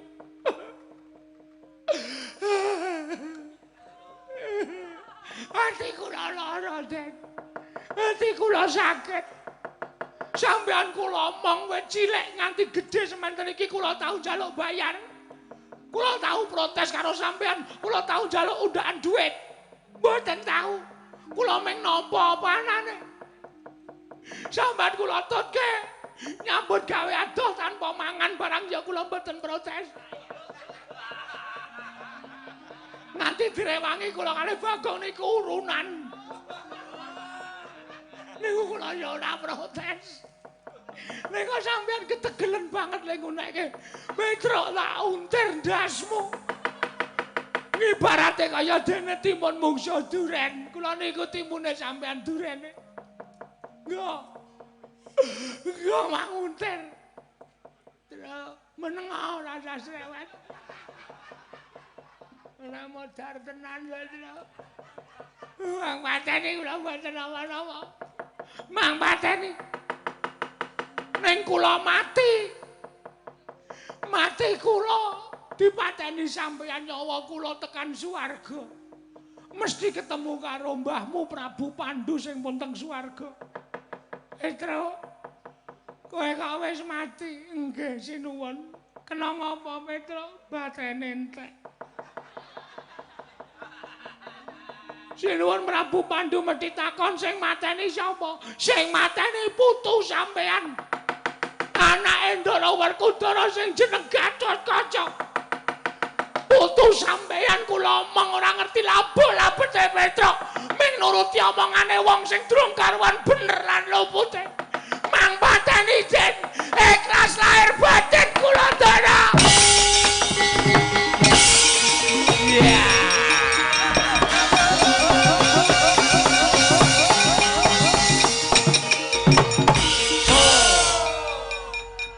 Jos. Aseme kowe ngapusi to? Heeh. Bajigur iki. Tak kira nek nangis tenane aku wis tratapan. Sirahmu tak cedhakke tangane Ndara Gatotkaca. Engko nek Ndara Gatotkaca cek ruwetuk modar kowe. Lah arep benake piye? Gulu ora iso dilas. Tenang wae sing jeneng wong sandiwara kuwi kudu lahir batin. Ora kowe kok iso nangis ya, Tru. Monggo kowe iki arang nangis lho. Asli tenan ya ta? Heeh. Wong anakmu sing bayi mati kowe nanggap dangdut kok. Cengelmu kuwi ora. Kowe iki ora tau ndek sedih kok iso nangis. Mripatku tak keceri brambang. Brambang tak remet tak kecerke mripatku. Wah. Terus dilewen-lewen kari njewewek. Asem. Kok iso ya? Ha iya, cah pinter kudu ngene iki Ndara Antasena ya nek digedruk ping 3 nek metu, nek ora ha ya kowe. Sing aku wedi ki nang kono kowe. Tiwas mempeng lek ngono. Heeh. Ora metu ha ta? Ha iya. Apa ora gawe gelo? Lah iya. Antasena iki iso ngapusi. Heeh. Kae ratu ndugal kewarisan. Lah iya. Terus piye iki? Kari siji. Sapa? Antarja. Ki Antarja nek tekan kene, ha iki ngene, Gong. Piye? Aku wis ngalahke loro. Sapa? Antasena karo Gatotkaca. Kowe ndene ya diutus bapak to? Heeh, ngancani kowe Andum gawe tegese sing adil. Gatotkaca wis tak undurke, Antasena wis teluk karo aku, sing maju terakhir Antarja, kowe sing tumandang. Aduh. Nek modar, Ayo piye carane kaya aku iki lho. Sirah gedene semene iki mbok isine utek. apa rumahmu telek piye? Iki isine ya utek. Ha mulane nggo mikir ngono lho. Nggo mikir men supaya iso duwe cara ngalahke Ndara Antarja. Oke. Kana truk ngaso? Ya. Engko mesti wonge mak jejul ngono. Ha iya. Bagong, Nun. Nanti Petruk. Nek muni ngono piye, Truk? Omong Petruk ora ana. Oh iya. Nek kono tak golekane. Kowe muni langkai dulu mayatku. Oke. Sekarang ngaso, Truk? Ya. Kakangku padake. Sing sok njaluki rokok aku. Mah kualik lek ku gayah malah. Ayo, amuk srongkang. Lha Antarja tekan kene ngrasani Petruk tandinge anake Semar sing ragil barat.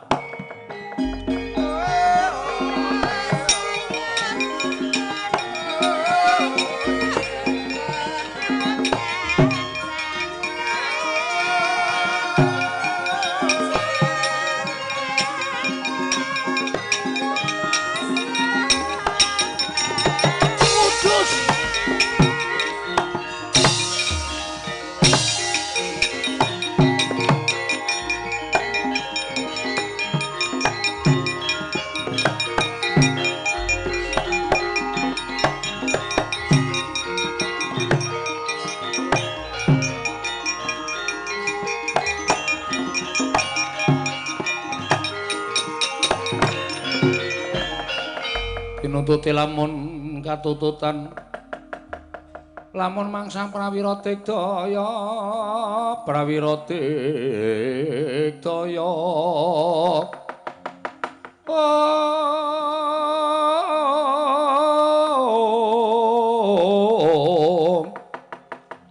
Ronanggana magawya gelarira wangwa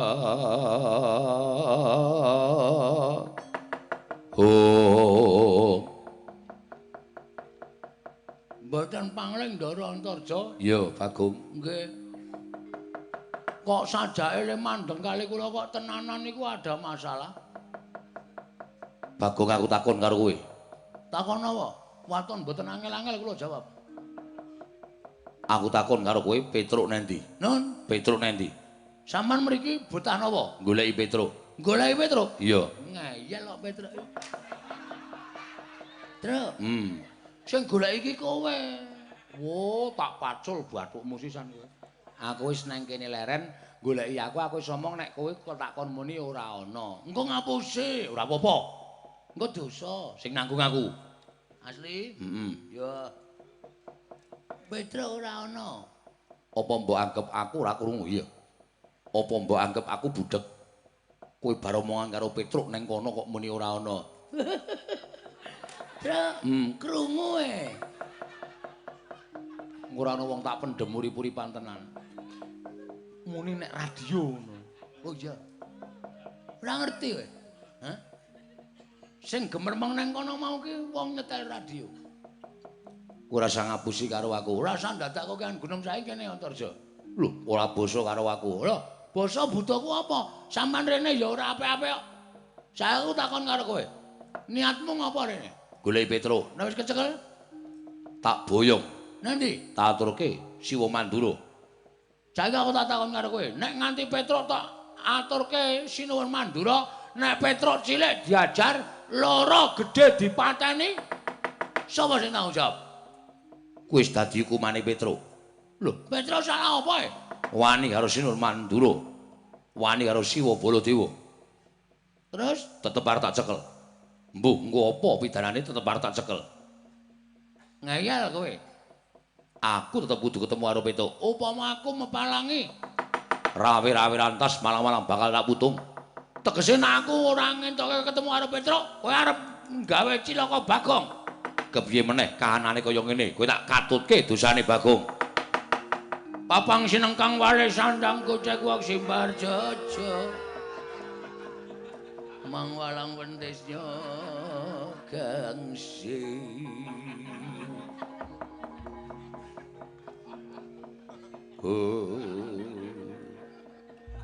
Kowe iki ngopo kowe? Suluk. Padake seniman e. Dianggep ra iso suluk ya. Konjur malang krik sak penake dhewe. Malang kerek tangan-tanganku dhewe arep ngopo? Kuwi arep ngopo? Antarja, Apa? wis tak pikir omonganmu mau. Kowe arep nyekel karo Petruk. Kowe ngerti ora? Petruk iki sapa? Petruk iki kakangku Ejo. Lho. Jo piye? Jenengmu sapa? Antarja. Dundang Jo kok ora gelem. Kon ngundang ontor ngono. Apa kowe ndek knalpot wae?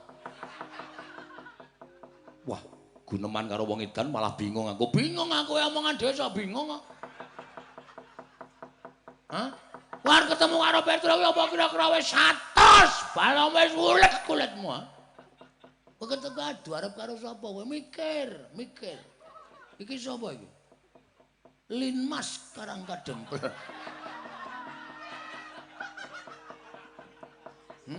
Kenopku segitiga. Terus arep ngopo? Wah, kowe ora arep ngopo? Nyekel Petruk. Petruk tak gawa. Kowe minggat apa ora? Ora minggat sing arep aku. Adu arep karo Bagong. Ora minggat sing arep aku tak sembur mlonyo. Wis tak bedhek, kowe mesti manine wing nyembur. Wis tak bedhek mergo kowe putune Sang Hyang Nagaraja, kuwi dewaning ula sak donya. Mula kekuatanmu meneng nyembur, ning kowe ora tau nyawang. Bagong ki sapa? Bagong ki anake Semar. Semar ki apa? Semar ki Sang Hyang Esmarja. Enteni kene. Terus? Aku mengarep takon. Takon apa? Mau sapa, Tru? Ismaya apa Ismarjo? Ismaya. Wah, keliru terus. Ismaya. Ismaya iki sapa? Ismaya iki kakangne Ismanto. Tru. Kakane sapa, Tru? Bathara Guru. Wah, ndeng. Cengengesan ora. Kakangne Bathara Guru. Hah? Bathara Guru kuwi lengganan Kayangan Surabaya.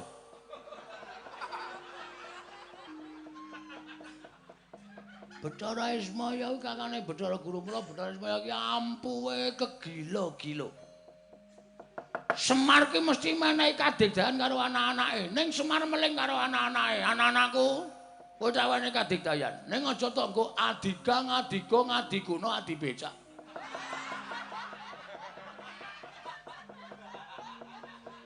Nek ora kepepet, aja tok gunake. Ning bengi apa jenenge bengi iki aku kepepet. Mergo aku adu arep karo satriya sing digdaya.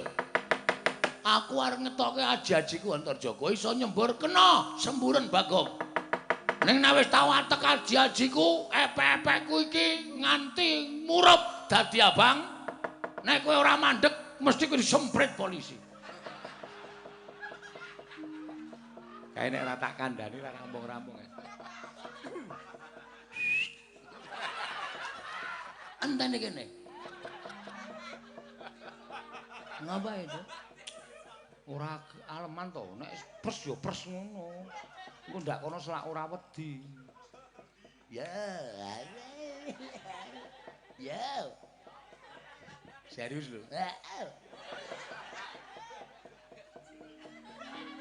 Kowe ngerti, tanganku iki nek werna abang iki tatamake gunung jugrek segara asak.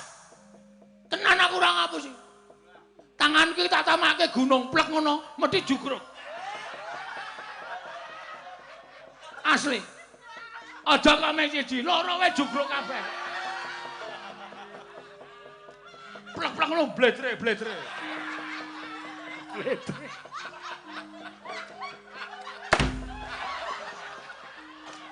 Apa itu? Sengit aku gak ngono. Ora ngono itu ora. Gunung ngendi? Ora ngerti wae.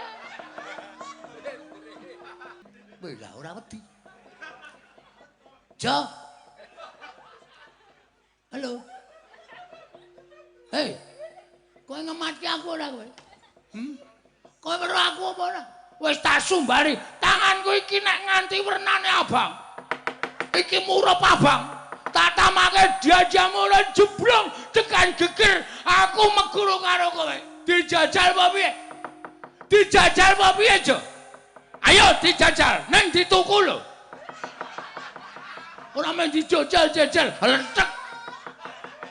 Kita make ora jembrong. Aja tutak bako lekane ati kowe.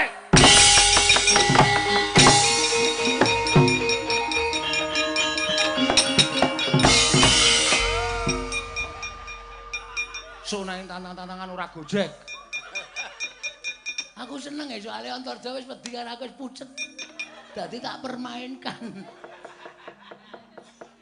Dek iki tak ngene tak atungi tanganku ngene iki malah radong kaya wong petuk kali, Tru. Antarja, tanganku iki nek wis abang, kowe nek ora mandeg semprit polisi. Dan mripate iki kaya anu tukul pertanyaan maksudnya ngono kae. Bingung dek. Terus tanganku iki tak tamake gunung jugruk, Jo. Asli. Anggere tak tamake puk ngono mesti pletre. Antar joki malah arep guyu to. Dapure. Nendi wengi? Ngeleng ki apa, Tru? Oh. Tak uyuane ya. Aja. Engko nek jedul barang Aja kok duyu ngawur ora. Wong jenenge piyayu kok duyui ora. Wah, seneng aku. oh iya. Lho, sik Gong. Hah? Kayak ono wong joget-joget ke sapa kae? Endi? Kae Engko gek mau nanggap jadilan udu. kae lho ijennya lho. Dhewe lho. Endi ta? Kae. Oh, kae to. Heeh. Patih Mandura sapa? Praoto. Praguta. Praguta. Praoto ndoke separo. Praguta. Akan ndak yabahe ora. Praguta. Ah nek kae udu sapa-sapa tru, nek arep nyekel kowe polo wong loro. Ya.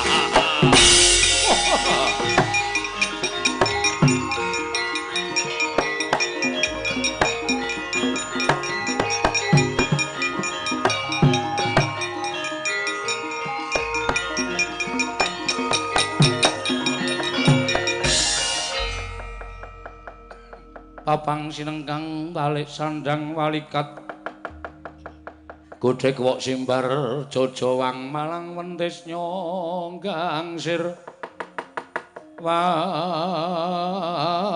malang wendis nyonggang sir oh aduh aku didhawuhi Sinuwun Mandura jane ya mangkel. Aku ki pate kok mengkon nyekel kere-kere. Ya aku bareng dikandani kon nyekel Petro, delok rupane mbayangke wis kemekelen. Sing mburi kae ana wong kok sirahe kondas Sinar Jaya. Sabar lho, Gong. Padake ndas bis kowe, Gong. Tak tambah-tambahke apa kae. Wis men tak tambah-tambah. Hendro. Pripun? Oh, muni pripune dadak melet. Aku nek karo kowe seneng ya wetengku sebah. Mergo kudu guyu terus.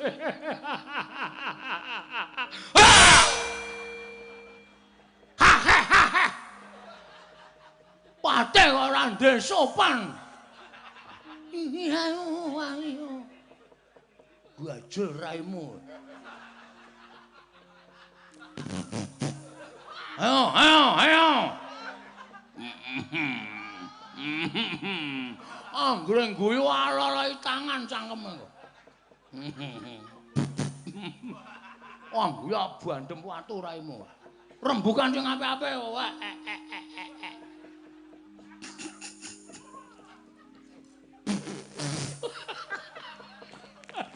Aduh, bongkok digetak.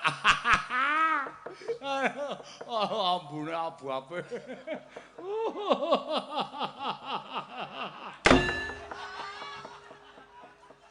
Trembelane patih dibandem sandal. Penyakit ora. Sampeyan iku ajeng napa? Nyekel kowe. Sebabe kowe wani Sinuwun Mandura, Tru. Ha Petro niku menungso. Selagine cacing niku kepidak menungso, niku ngulet niku ora ngrasake lara, ning butuh males karo sing midak. Niku kewan cacing. Ha Petro niku menungso duwe perasaan kok arep dicekel sakwenake dhewe nek Petro nyolong Petro malik niku dicekel wangun. Wong kula ora salah ora kleru kok arep dicekel. Ha bangga. Lho, wani kalau. Ha sing tak wedeni apamu? Lah canda seret ngarepe Prabu Baladewa. Mangriki nek ajeng kewinangan mungsuh Petro, Mas.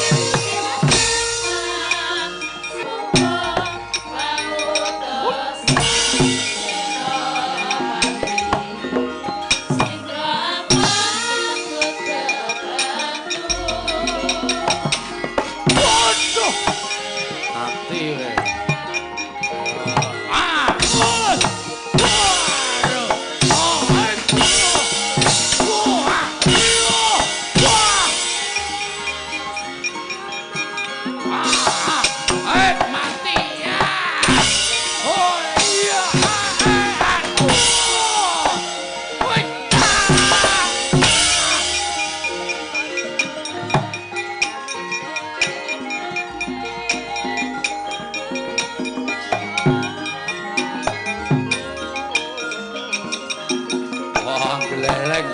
Mutar. Ah, mutar.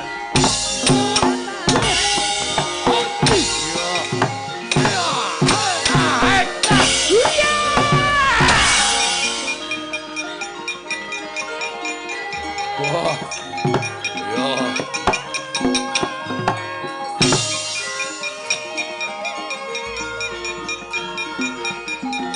Awas.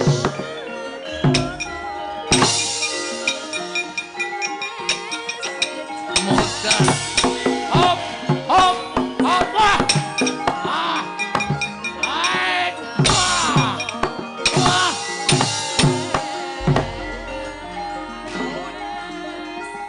Truk. Tangane ra tekan kok aneh-aneh.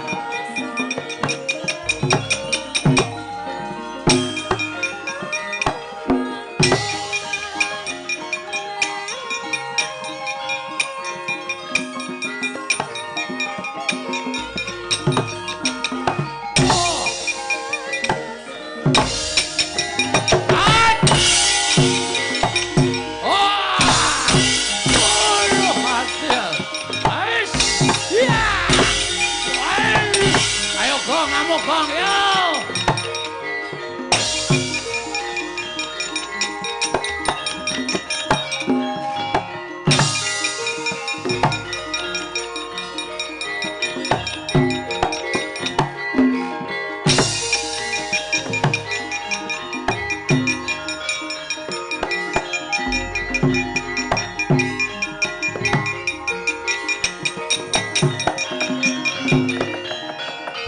Tribala Dewa Narpati duwe nares swara Kresna kalangkung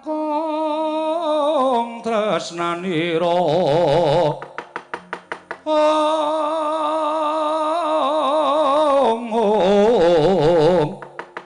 kalangkung tresnanira marang Diabanon Cinawi wah panos maring jajalan sekertaning bawana iblis lanat. Wah, Pragoto mundur merangkang. Anak-anak Pandhawa ora iso dijagake. Petro. Saya ngilani dadane Nata Mantura Prabu Baladewa. Kowe nyas marang Ratu Mantura Prabu Baladewa Petro ora mingkat saka negara Ngamarta gretel negara jeblok ketemu baras.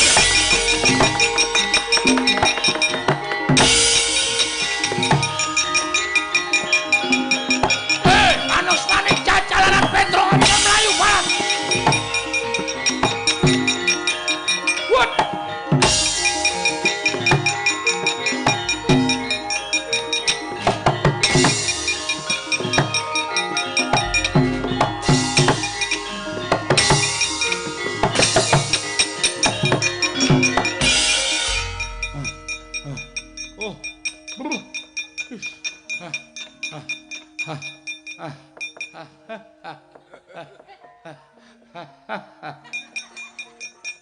Ambekan nganti kaya kene ya wis tuwa. Wah, Jan. Sinuwun Mandura nesu. Duka ya siniwe Petro kantong bolong. Ora minggat saka negara Ngamarta wani karo Nata Mandura. Gretel nenggala jeblok wetengmu. Biar. Nenggala metu ki mak biar kaya nggawa oncor kae. Nek ora mlayu modar tenan. Lah. Pak, wis ketiwasan, Pak. Aku ora iso ngaturke ndara-ndara Pandhawa, Sinuwun Mandura duka yayasine Pak aku tak maturke. Duh, Bagong. Wah, aku kok ya lali nek nggawa adi to ya. Monggo Bagong ki upune gedhe ora jamak-jamak. Nek mlayu mesti suarane kuku. Wong ora iso mlayu banter kok aku buati tak tinggal mlayu banter banget.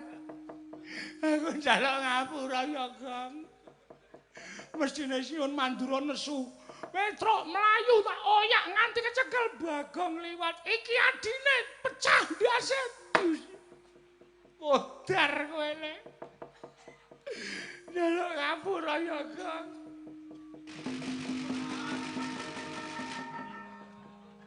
Alhamdulillah. Kok iso slamet, Gong? Ngojek e. Kowe ketegelen kok, Tru. Kowe ora cinta karo adine. Prabu Baladewa nesu-nesu iblis lanat. Petro ora minggat Grethe Nenggala. Kowe klepat playumu banter banget aku bingungi golek ojek selo. Langsung tak cengklak, Pak melajar. Bulming Yamaha 75.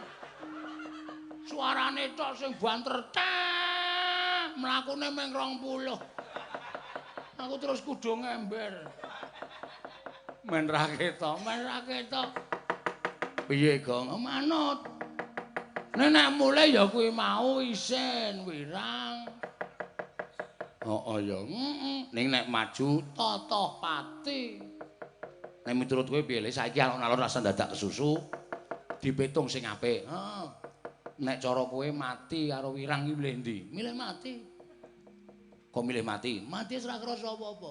Urusane karo sing gawe urip. Wis duniawi sudah ditinggalkan. Wirang, isin, marem, bungah, susah wis ra ono. Oh iya, Ning nek wirang, nek kowe milih wirang ki selawase urip tetep digawa mati terus. Kowe rumangsa tumindak elek, terus kowe wirang. So kalau mangsa kowe wis lali, ana sing ngungkit-ungkit meneh, isin meneh. Oh iya Le. Nek cara aku umpama dadi kowe langsung tak pethukke Prabu Baladewa. Mbok tak pethukke. Sing nesu karo kowe. Kok iso karo aku? Lah sing disumbari Petro kantong bolong ora minggat Grethe Nenggala kan kowe. Ora ana Petro lan Bagong, ngono ora ana.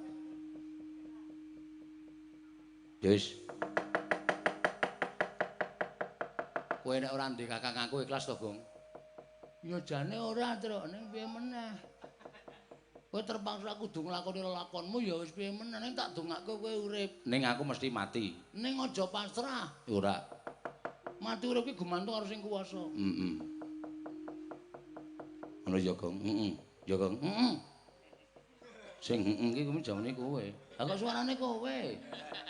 Karena wong kleru ki menungso kedunungan ina, lali, salah, apes lan ngelih. Aku tak maju. Niat tenan? Niat. Lahir batin? Lahir batin. Wong urip padha karo omonganmu. Ngenteni apa? Ngenteni antri mudar. Mongko aku wis tuwa. Aku wis wareg mangan gempalaning jagat legiasi ning kahanan. Lek urip wis pirang-pirang abad kok. Aku wis kesel urip nyawang jagat sing maneka warna kahanane. Aku tak ngiklaske mati. Tak pedhoke Baladewa. Ngono ya terserah. Titip dompet. Oh iya. Kekno Mbak Yuku, Mbak Yumu, nek aku ra mulih 3 dina tekane 7 dina kon nyelameti gendurenan. Oke. Biayane? Lho. Aku iki adikku kok ya biayani sik ra apa-apa to. Wah, aku lagi butuh dana, Truk. Ya wis, dono Tegal Kidul omah kae. Oh iya. Sing sithik kae. Nek gendurenan ora butuhke udit akeh. Wis, ngono ya, Gong. Karo titip anakku sing barep kae sesuk lulus cemplungno ning sumur. Gundulmu kuwi. Ning kuliah. Oh iya. Terus sing cilik kae engko nek lulus TK lebono SD. Lah ragate mobilku dolen. Oke, BPKB-ne tak gadekke, tebuske sik. Wah, rumit iki. Oke, saya bati ning tak pikir-pikir rugi. Ya ora to, ya ora ya bati. Terus anu ya, Gong, kendaraanku sing loro-loro kae men dienggo anakku sekolah. Oh iya iya. Pitku Jawa sing gasle kae. Gasle? Sing larang kae nggonen wirawiri nyukupi anakku. Asli? Ya, ikhlas, ikhlas. Wis ngono wae aku tak maju perang, golekno gaman. Sik, deling-eling sik. Engko wis mati sik ana sing ganjel ora prayoga ya. Ana sing durung tak titipke. Sopo ya, Gong? Tegal wis, mobil, motor, pit, anak, wis kabeh. Mbok ya deleng-eleng. Sopo ya? Mane dipek wong liya lho. Trembelane iki ora. Bojoku, wah, mbangane keliya. Kan wis kerep tak SMS. Gapure ora. Semen rasa dadak tok openi wis ben urip dhewe. Hah? Urip dhewe. Nantek lengane ora ngejog lho. Ya wis. Wis ben urip dhewe ora masalah. Wis kana, Tru. Jumpuke bendho kule. Ya. Oke. Wis kono nggo gaman aku ya nggo gaman. Maju ya, Tru. Kowe mulya cepet. Tinggalan aku. Nek aku nggo bali, aku slamet. Nek aku ora bali, aku modar. Oh iya. Wis ya, Tru, ngono ning sing ati-ati tenan ya, Tru. Heeh. Ayo, amur Suramrata, Jayamrata iki bendhoku legane atiku.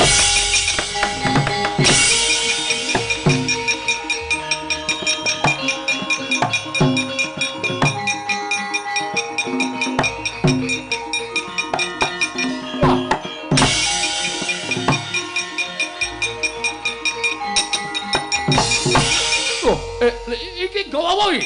Iki nggawa apa iki? Rasan dadak kok kean omong. Sak entuke. Ayo iki bendhoku. Lho. Iki pusaka Kyai Nenggala.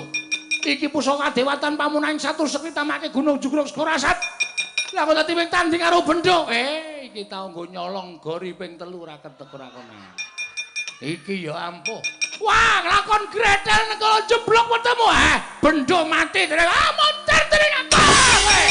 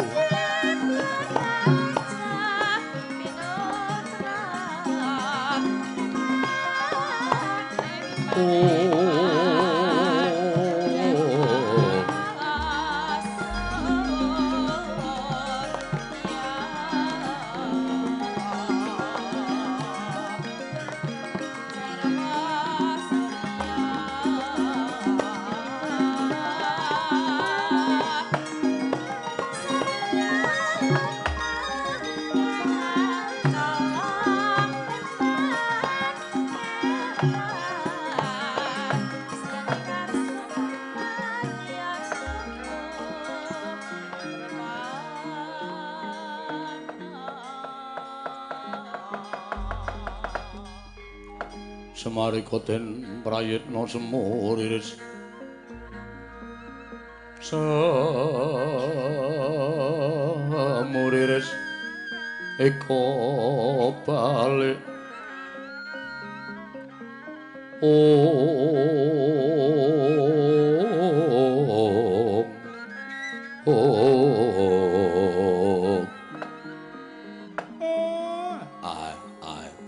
kekukek sadulita mel sasampunipun kula nampi aturipun anak kula Bagong nek kula kudu sedih wong nyatane wis kula karepke nek kula ora sedih wong nyatane kelangan anak kejaba kelangan anak miturut kabar sing kula tampa pustaka Jamus Myang Jimat kelima sada ugi uwal saking negari Ngamarta Kyai Semar sepira kluputanku nyuwun mangapura Kakang Nayantaka pancen praptaning Nata Ndarawati ning Karang Kadempel sayekti mung bakal ngaturake keluputaning Nata Ndarawati ing ora bisa ngayomi marang kadang-kadangku para Pandhawa Kakang Semar semono uga Janaka nyuwun pangapura dene Pandhawa ora ndungkap marang keparenging Kakang Nayantaka. Nggih. Sing jeneng gegetun lakon sing pun lakon niku jane mboten enten gunane. Gegetun lakon sing pun kelampah niku mung bebecer ati lan pikiran sing mboten enten gunane. Sakniki mboten perlu padha njaluk ngapura. Wong nyatane kula ora ngluputke sampeyan, kula ora nglerokke para Pandhawa. Ning niki lelakon niki wajibe sesarengan dipun budidaya supaya enggal pulih kaya wingi uni. Pustaka Jamus Klimasada nggih kundur teng negara Ngamarta. Syukur anak kula Petruk ya iso bali teng mriki upama wis dadi kuwanda. Kula ruktine sak tataning panembahe Petruk. Ning nek isih urip tegese Petruk isih diayomi karo sing gawe jagat. Kakang Semariya nggih mung gandeng ature Bagong sing barengi rembuke Semar wonten sanipun punden kula Pandhawa niku sinuwun Ndarawati. Sampeyan gajeke ngersake pustaka Jamus Klimasada kinarya nambak rengkaning praja. Mula saka petungan kula pusaka sakniki pun diasta sinuwun Ndarawati. Arepa sampeyan ngaku mboten beta nang Bagong sing wis atur pelaporan kali kula.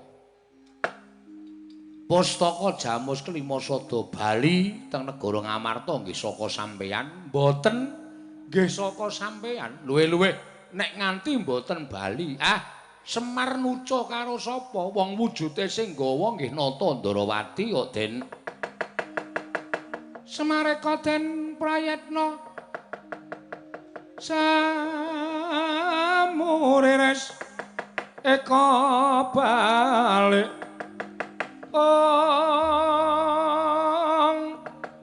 titiyani gandayani Trisanya purnama sasi gilar-gilaran ing tengah latar milang lintang Bima Sekti Kiai Semar aku ora bakal mingkuh sarta bakal nyelehake marang kewajibaning Nata Ndarawati yen to pancen wis entuk parilaing Kiai Nayantaka aku nyuwun pamit bakal ngupaya menyang endi denunging pustaka Jamus Miang Jimat Klimasada. Semono aku Kakang Semar nyuwun pamit. Ora pati-pati Janaka bali marang Praja Ngamarta lamun durung ngantuk sarta amboyong pustaka Jamus Miang Jimat Klimasada. Anak-anak kula aturke sampeyan ming nderekke sampeyan. Supaya niki ya dadi seksi anggen sampeyan budidaya ngupaya pusaka ya. Nala Garing Bageng ayo nderek marang panjenengan ingsun monggo ndara kula dherekaken. Monggo Gus kula dherekipun. Tan kala narepa Kresna tan tulus anyakring Om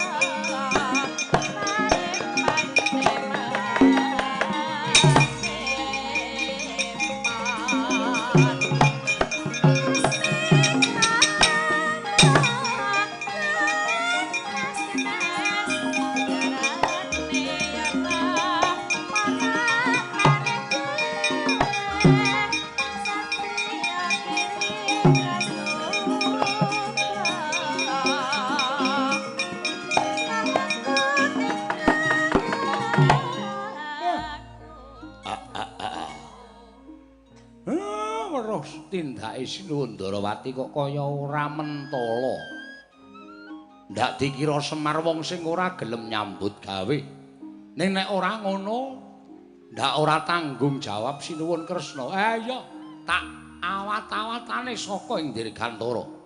Kaya ngapa ngene ngupaya pustaka Jamus Miang Jimat Klimasada.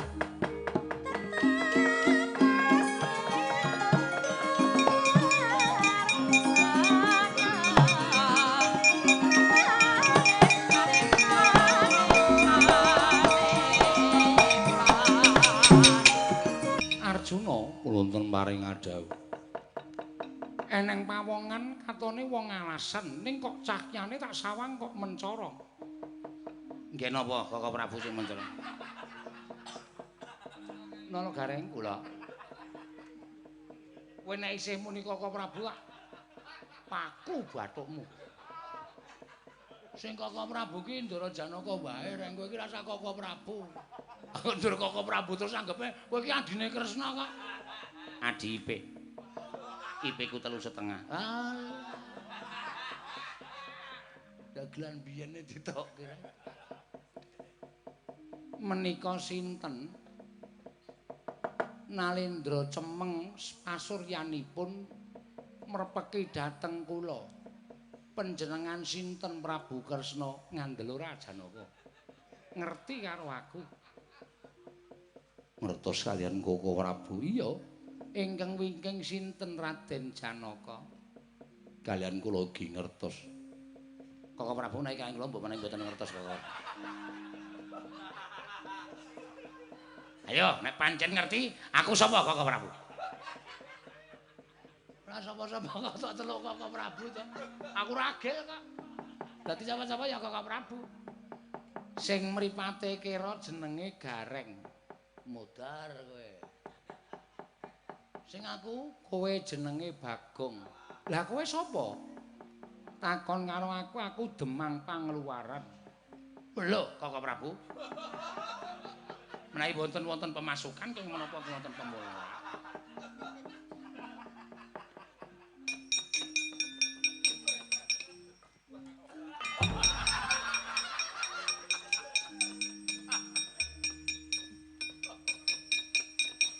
Ayo. Oh sing ndara e. Tak kira nek Ponokawan.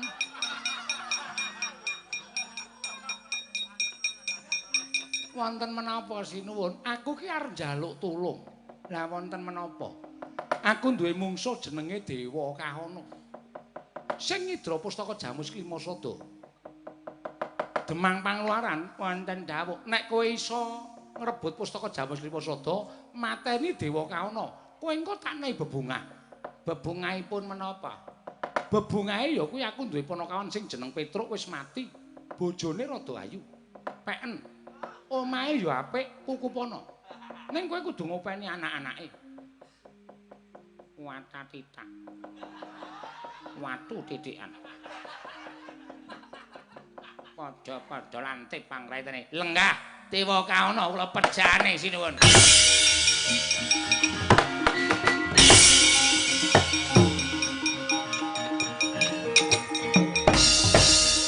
Janaka, wonten dawuh mrene.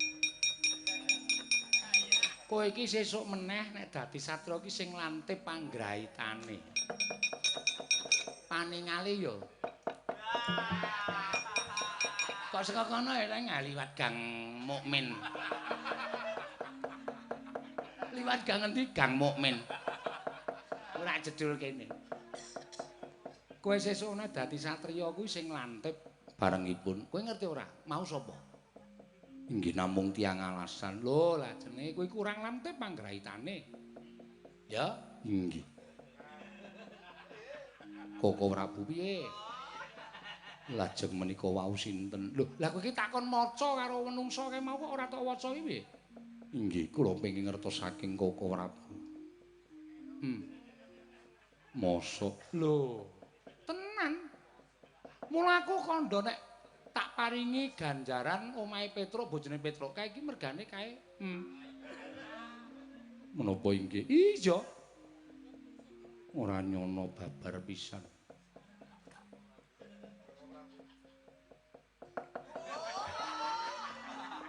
Dimas ndasmu.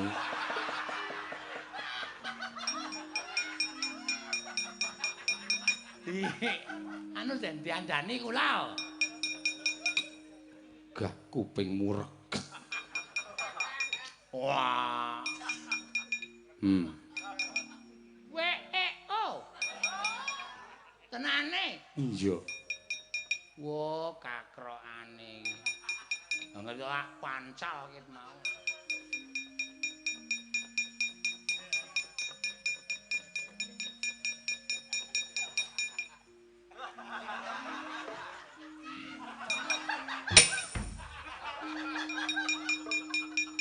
Ngapa yang bandem dasku? Ngangkon ngandani minggat. Nyelingker. Dongdel. Iya. Pengen ngerti tau? Pengen ngerti. Kae iki mergane kaya mau Ndarakrasa paling dawuh, kae iki mergane Gareng. Iki apa? Mata. Iki kepala. Ini hidung. Telinga mana telinga? Ngawur. Masa? Asem dadi iki. Ha iya. Mula Ndara Kresna iso kaya ngene mergo kae iki. Ana ngerti? Ama mbok di. Ha iya. Mergane. Nek ra nganti kaya ngono iki mergane kae iki.